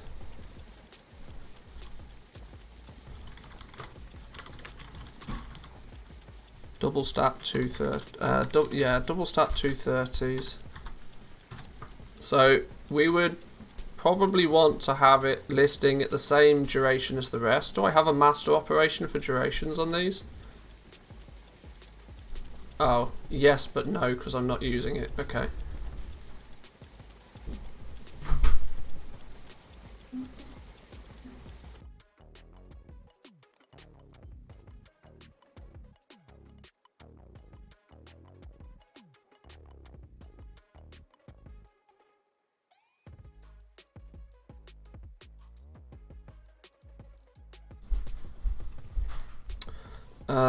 What we probably want to do now, the likelihood is, well, as of right now, there's not going to be many people that are doing this. Obviously, if I turn it into a video, there's probably a lot more people that will be doing this. But the interesting thing is that the only possible way that these double stat combinations can be created is by using only one missive. This is an outcome that can't naturally happen accidentally by using no missives at all. And so this is going to be a market that only people in the know of how to do it will craft those items. You are genuinely going to have zero competition from random Joes. The only competition you're going to have selling these is going to be by other people that know the trick, which short term is very few and far between.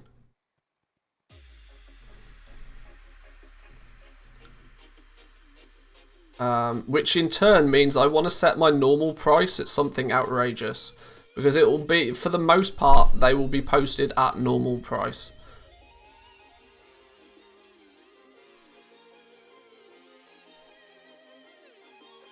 So you okay.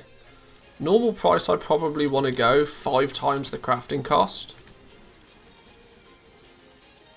To take, just because it's, you know, you're cash carrying in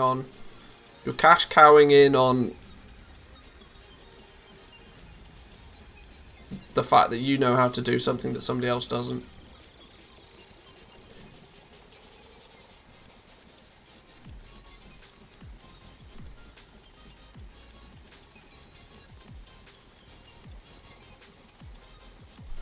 Which would then make this one be listed at 27,000 gold.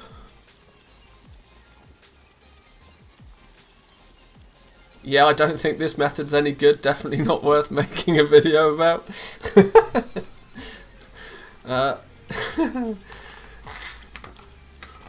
Not often can you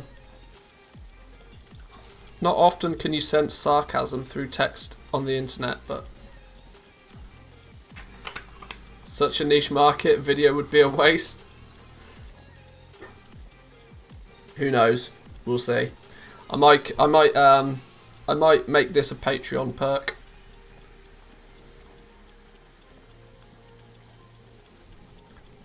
Now, obviously, if you guys are here watching it live, then you know the trick already. But I might utilize this one as a cheeky little Patreon perk.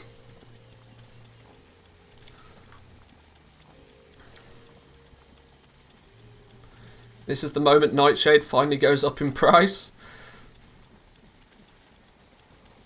It's very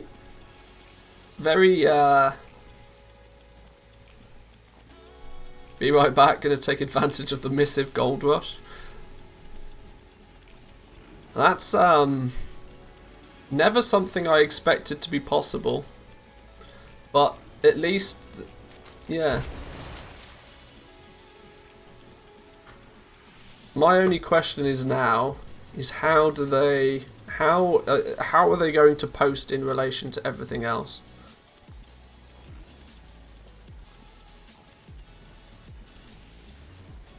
Let me just do a dummy post scan real quick. What was it? See, there we go. There we go. It still posts correctly. It's still going to then throw that up there for 28,000 gold apiece. Now there's a bit of a... There's going to be a bit of a complication on the restock for these. Restocking anything of this nature is going to be a bit difficult. Because you can see Shadow Steel Breastplate, when I hover over it, it still claims I've got 7 of them. But that's taking all of my 230 Shadow Gas breastplates into consideration. Tracking just the double stat ones for as and when they sell is going to be a bit tough for restocking. Double haste stock tracker TM.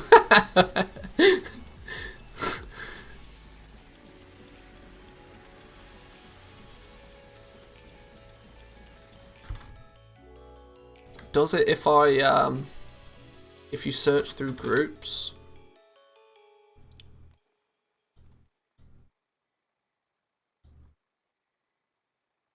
Oh no, because on this side of the world it's not grouped that way.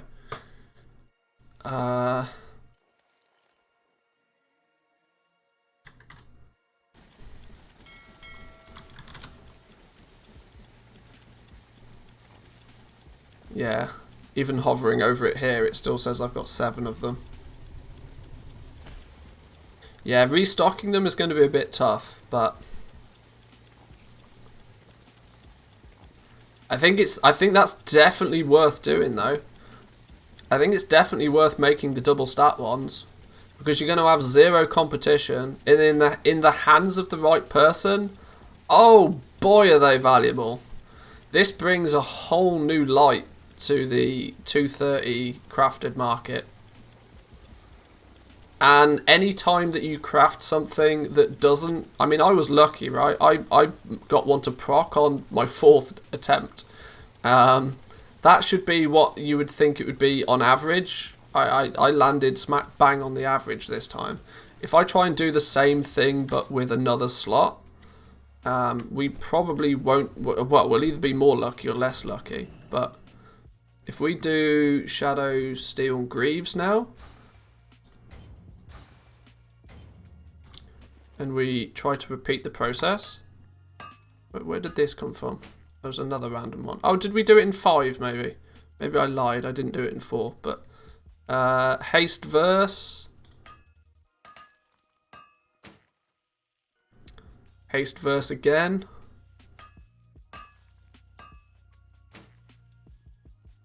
Crit haste.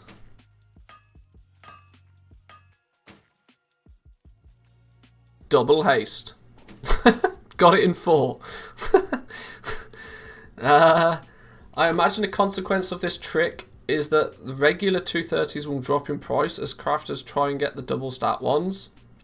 But the difference will be is that the double stat ones won't sell anywhere near as frequently. I can nearly guarantee that I could sell 3 of the regular ones in the time it takes me to get the double stat ones. The double stat ones are not going to be the biggest. People will still be way more interested in buying the cheap, you know, random stat variations. This will still be the main seller, but 10% of the time when somebody does, you know, well, who knows? It depends on rarity, right? It depends how many people come along and actually look at the secondary stats before buying it. But in the hands of the right person, this is super valuable.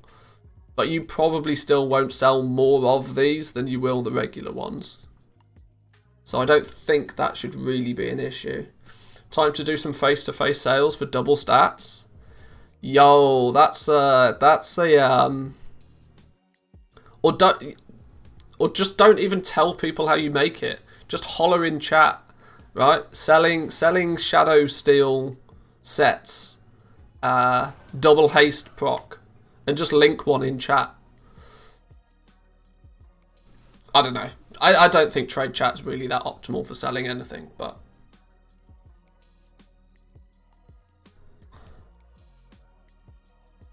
probability of not having a double after crafting 4 times is 31%.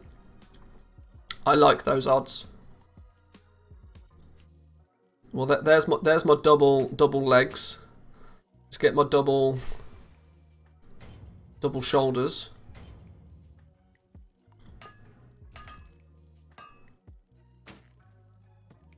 Haste verse. Haste verse. Haste mastery. Haste verse. So that was 4. Haste mastery.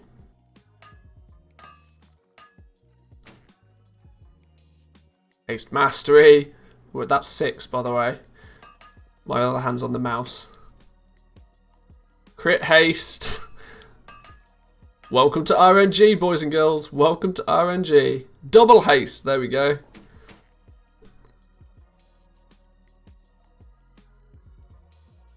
Now, the difficulty will be in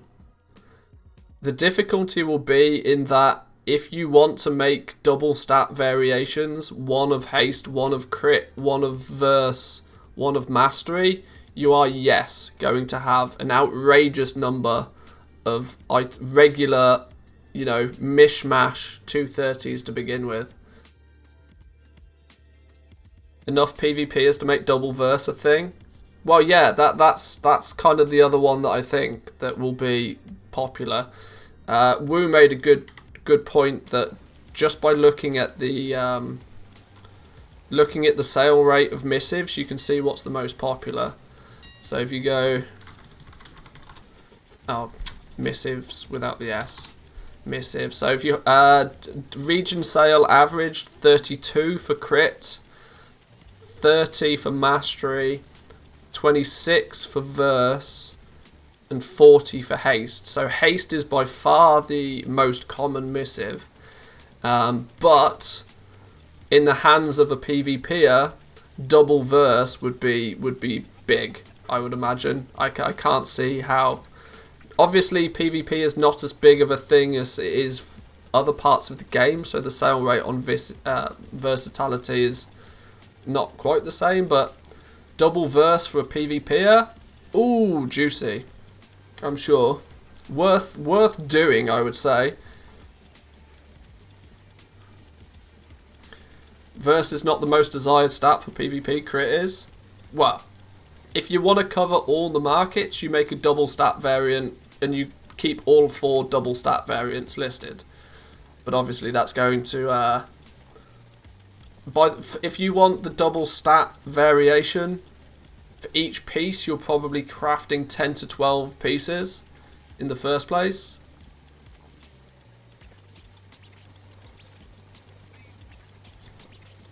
I was only suggesting that we focus on haste because we know that haste is the most popular.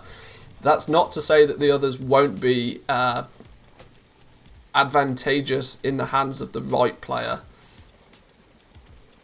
I can't see how the market won't tank once all the crafters learn this trick and they look to get their new items in stock.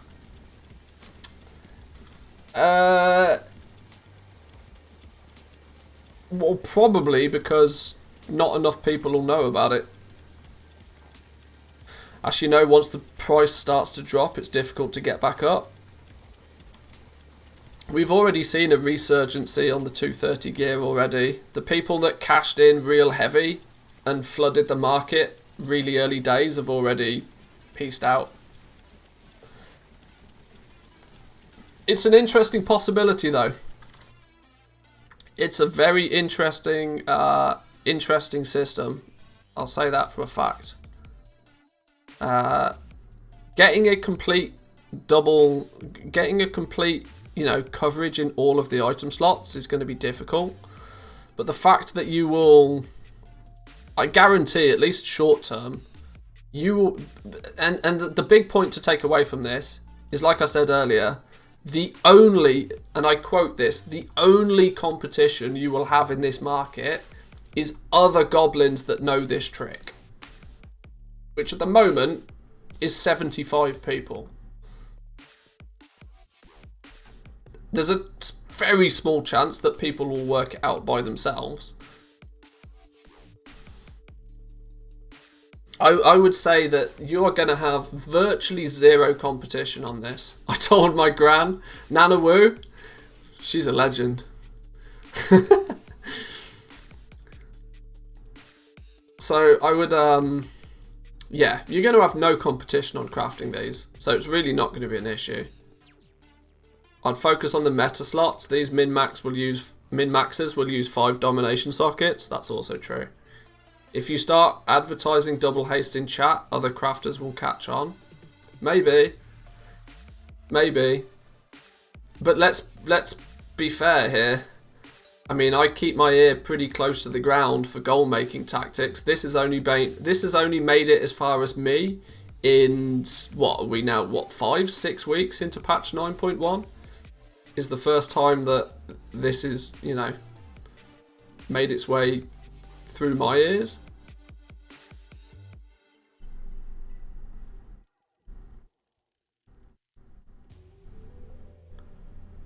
You still have trade channel open on your goblin. How can you handle the spam? I just don't look at it.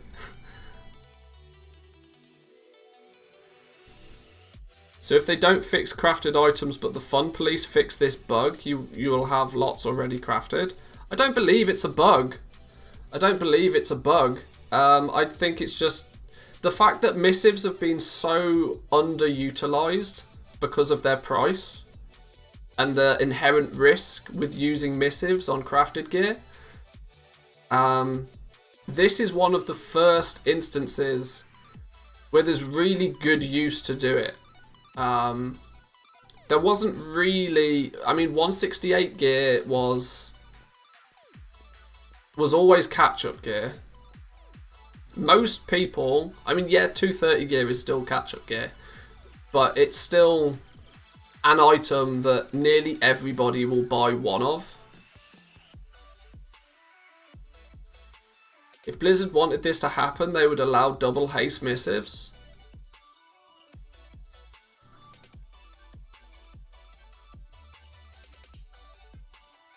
That is a very good point.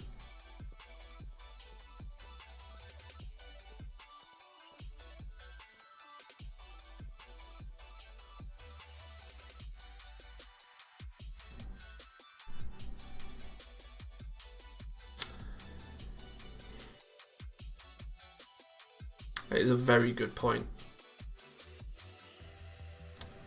Looking for one for sale on my auction house now? Yeah. I can nearly guarantee there won't be any. Let's check over here. What's it called? Shadow Steel.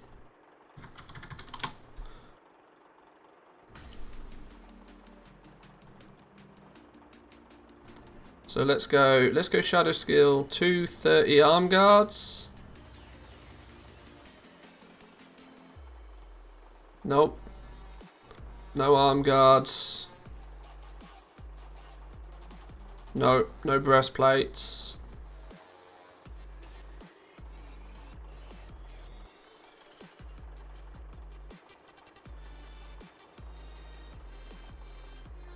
No gauntlets. There quite literally isn't any 230 shadow scale. Oh no, hang on. Gauntlets. There's genuinely no. Oh, there are. They're here. It's like, what the hell? Yeah. Greaves helm. 230 helms.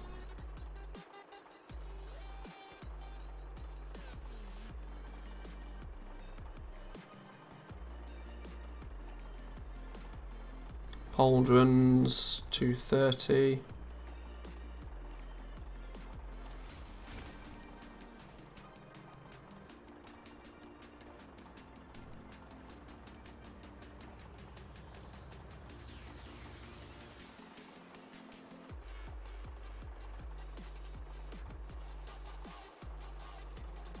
Right, there we go. One of the largest realms in the EU. Not a single piece of shadow steel gear on one of the largest realms in the EU has a double stat bonus on it.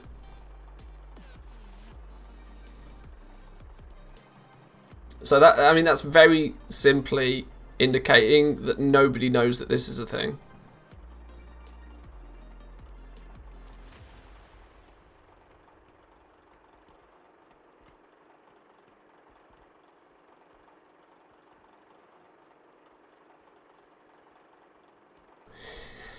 If this would be intended, why wouldn't you simply create such double stats without missives? So far there were always 2 stats and I crafted thousands of them. Unless this is one of the missive purposes. Well, that's the only thing that doesn't leave me to believe that it's like a bug. The fact that maybe it is just a design feature of the missives.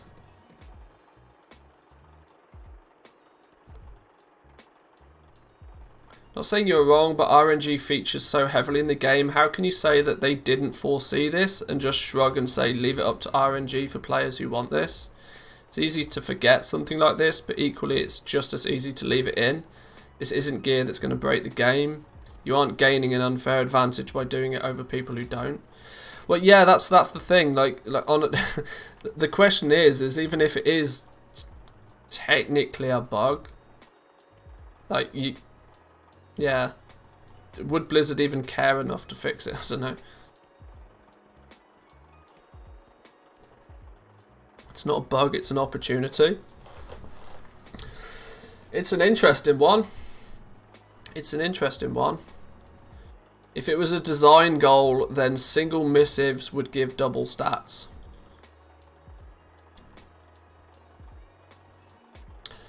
Let me put it this way. Either way, don't matter. We know how to do it.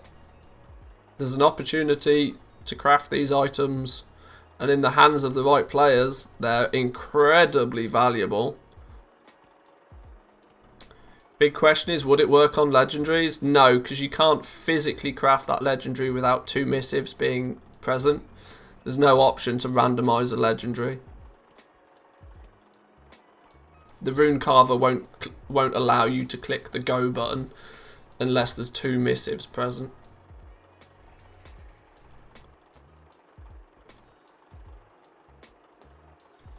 I guess the question is has this worked on crafted gear all the time?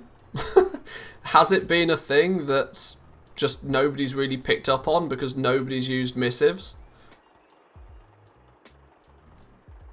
Did it ever work with 168 gear?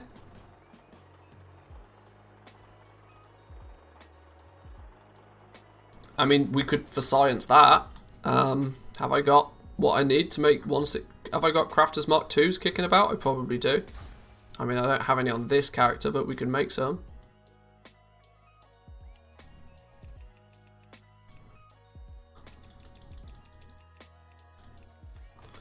Just if we're gonna science things, we should probably, you know, properly science things.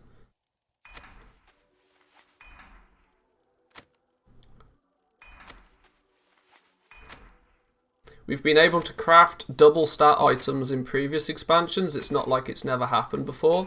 I mean, there used to be a thing that double stats used to be a very rare combination that could happen randomly.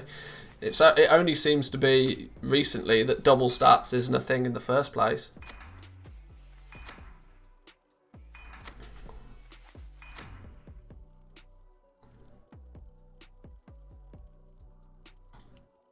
So let's try the same then. Let's make Crafters Mark 2s and use a missive.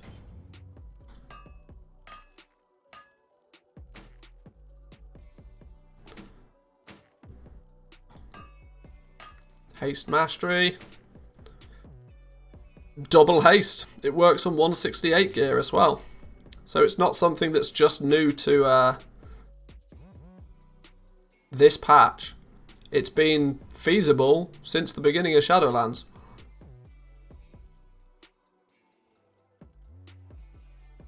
Used to be weighted. You'd have 100 secondary stats, so it could be 50-50, it could be 80-20. Yeah, the system's changed over time. But there we go, 168 double haste. It's been possible for 9 months. Now in 9.0, like I said, using missives on 168 gear felt stupid, because if you just press the craft button enough times, you'll get every combination. Little did we know that if you use one missive, there's the chance that it rolls the random one to be the same as the missive, giving you a double proc. Unfortunately, it's a little bit too late to utilize it on 168 gear. Now, the real question is, can we do it on 200 gear? Because that is genuinely where this could be OP as fuck.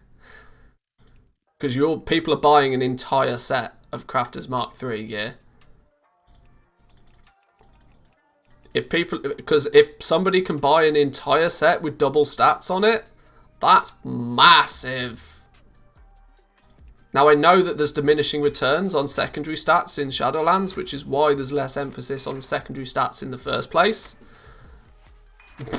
But that's another thing that people don't know, right? If you can craft and sell an entire set of double haste item level 200 gear, you could charge 50k for each piece. Don't think people look at stats on 200 gear, right? Since they just use it to boost their item level in the first place. Maybe, but some people might. And when some people spot it, let's try. Crafters Mark 3. I'm running out of missives. we might have a. Shall I just buy those? Should we buy those? I'm going to play with this a lot today. If not, I'll sell them back again. Just casually buy a few missives of haste. No reason. Please ignore.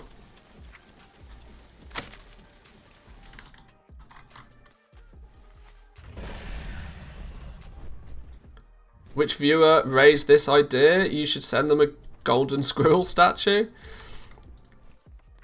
I feel really bad now. I think it was Equilibrium. I think it was. I can't remember. Correct me if I'm wrong. It was I can't remember. Right, Shadow Steel breastplate. First go, double haste. Boom, boom, shalakalaka. Okay, that's powerful. That's crazy powerful. Reset missives of haste to 3k, sold 4 in 5 minutes. Maybe just resetting the missives market's not a bad idea in the first place. Oh, snap. Okay. This changes my approach to the 200 and 230 market dramatically.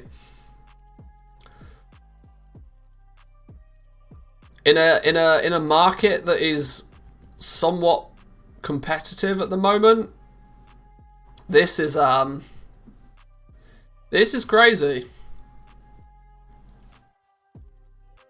Because you can craft an entire set of double haste gear or double verse gear. Can you imagine a fresh level 60 getting into PvP? They buy an entire set with double verse on it. That's a PvPer's dream, right? In most cases, possibly. Well, well, well. And what would they do with it? Every item with double haste is useless. There should be some balance between stats. You're making assumptions for people again. It's the biggest thing you got to not do as a goblin. People, for starters, people don't know that there's diminishing returns on secondary stats in Shadowlands. I can categorically guarantee that people don't know that that's a thing. Which means that they know what they're, they know because they've read an Icy Veins or the Wowhead guide that their main secondary stat is crit, or their main secondary stat is haste, or their main secondary stat is verse. And then when they go and buy gear, now, admittedly, not a huge percentage of people even look at the secondary stats on this item level 200 gear, but those that do, if they're presented with the option to double up on that secondary stat that guide told them, boom! Without a doubt, those are going to be considerably more valuable to those players. Whether it be for the right or for the wrong reasons. People love the numbers and they love to follow the guides. Let's give them the opportunity. Knows there are diminishing returns, just doesn't care. Yeah, weirdly, in many cases, there isn't really a priority secondary stat, but for those that, people still don't know that they can't wear more than one crafted 230 item. Yeah, exactly. I still sell sets of 230 gear.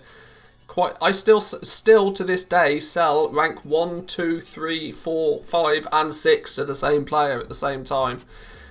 People don't know. People's ignorance is where a goblin's advantage is. Sell people sets of 230 double stats. That's the big win, right? That's the big win.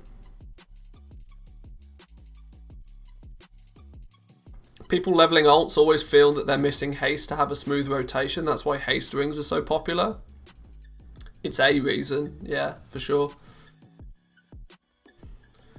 For crit, diminishing returns is unimaginably high, like 35%, and won't be reached with crafted gear. 350k thrown out the window. Well. Either way, I'm in two minds on what to do now. I think I'm going to make this exclusive to you guys that are watching and exclusive to the Patreons for a small while before I release it out, to the masses. Because this, for starters, it's a little bit 50-50 whether this is intentional or unintentional, but proven here by the fact that a 168 Shadow Steel breastplate can proc with double haste on it is a strong indication that it's been in the game since the beginning of Shadowlands, and nobody has noticed, which I find very difficult to believe, or nobody cares. But the fact that you can do it on 230 bits of gear and also 200 gear is where the opportunity lies. If you're willing to take that little bit of a risk of crafting an excess amount of these items, which, let's not forget, they're not truly excess, because any that doesn't proc a double stat on it, it's not like you won't sell them. It's not like they're not still valuable. You'll just have plenty of them. You won't need to restock the basic ones as frequently. Because you'll still sell more of the basic 230 gear than you will the double stat ones. The double stat ones are playing on that very small percentage of people to where the secondary stats really matters. And to those, it's like transmog, right? Transmog is valuable to those that care about the appearance, but it's worth absolutely nothing to everybody else.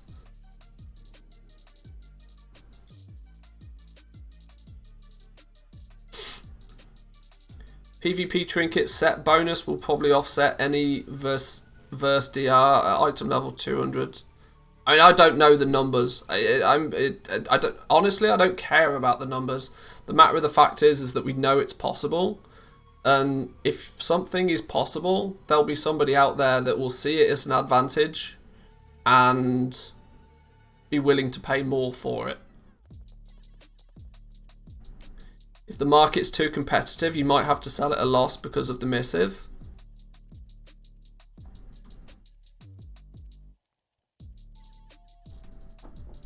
Yeah,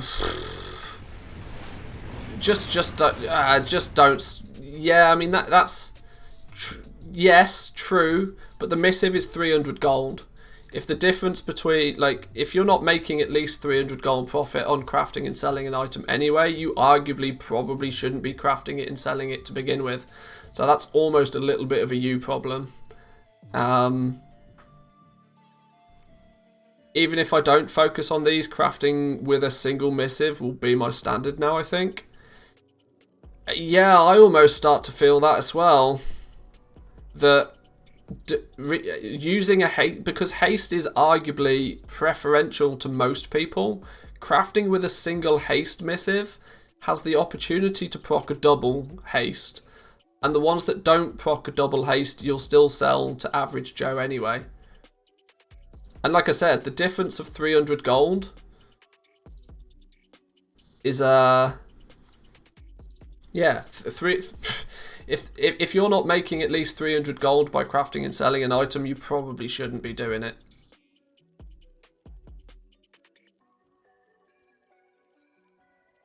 Unless you are sort of, you know, in the very early days of gold making and every penny counts.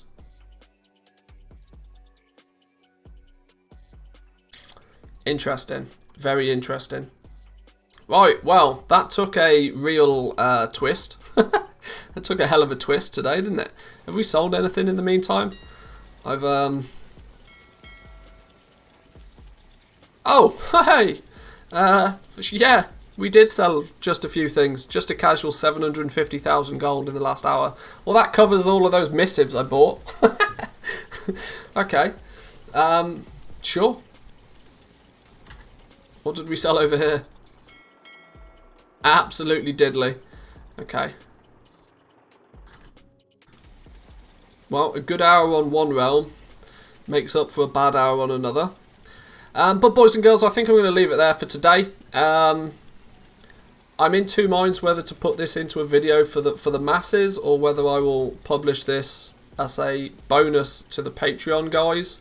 That's a thank you to those guys. I mean, there's 70 odd of you that have here and seen it live. Feel free to take advantage of it.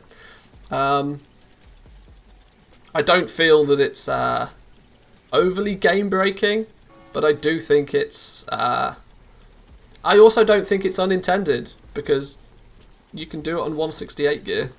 So it's been in the game since Shadowlands. It's just nobody really has tried it or paid attention to it, maybe. But either way, we'll see how it goes. But boys and girls, that will be it for today. I'm still keeping to a 3-day-a-week stream schedule this week to try and focus a little bit more on other things outside of just what you guys see publicly. All of that will make a lot more sense in the future, you'll see. But I'll be back on Friday. Friday will be, I don't know what we'll be doing on Friday. We may investigate pets in a little bit more detail. Pets was meant to be my primary focus for this week, trying to get up and running, working out how we buy and sell and manage the inventory of pets across multiple realms. We made a little bit of progress today with the addition of a new add-on that will help caging pets from our journal that we're missing from the auction house. That's a big piece of the puzzle that we've been able to fix today. And we also stumbled across a very interesting squirrel regarding the usage of missives on some of this new crafted gear. Yeah, admit it, you're spending 2 days to fight Sir Coffeebot. He needs a good old punch in the face because he's MIA at the moment, and yeah, he needs to come back and do his job. But boys and girls, I hope you enjoyed it today. A small amount of shameless promo for anybody that's still kicking around. If you want to get access to my TSM profile in its full, including all the operations... Hello, we still on? and also... yeah, the TSM profile, groups, operations, and a bit of a heads up to some of the latest and greatest goal making tactics. Consider checking out the Patreon. The link is down below, Manthius. Patreon.com/Manthius. YouTube channel, youtube.com/Manthius for the latest and greatest goal making short form videos. And of course, check us out on the Discord if you want access to things like the legendary Shadowlands gold making cheat sheet that is now being downloaded by over 50,000 people, which is pretty ridiculous. But I'll be back on Friday, boys and girls. Enjoy the rest of your reset day. I hope you make loads of gold. Wednesday's a big day for gold making. And if you feel so inclined, go try crafting some double stat 230 gear and let me know in the Discord how it sells for you and if you sell it. Enjoy the rest of your day, boys and girls. Peace.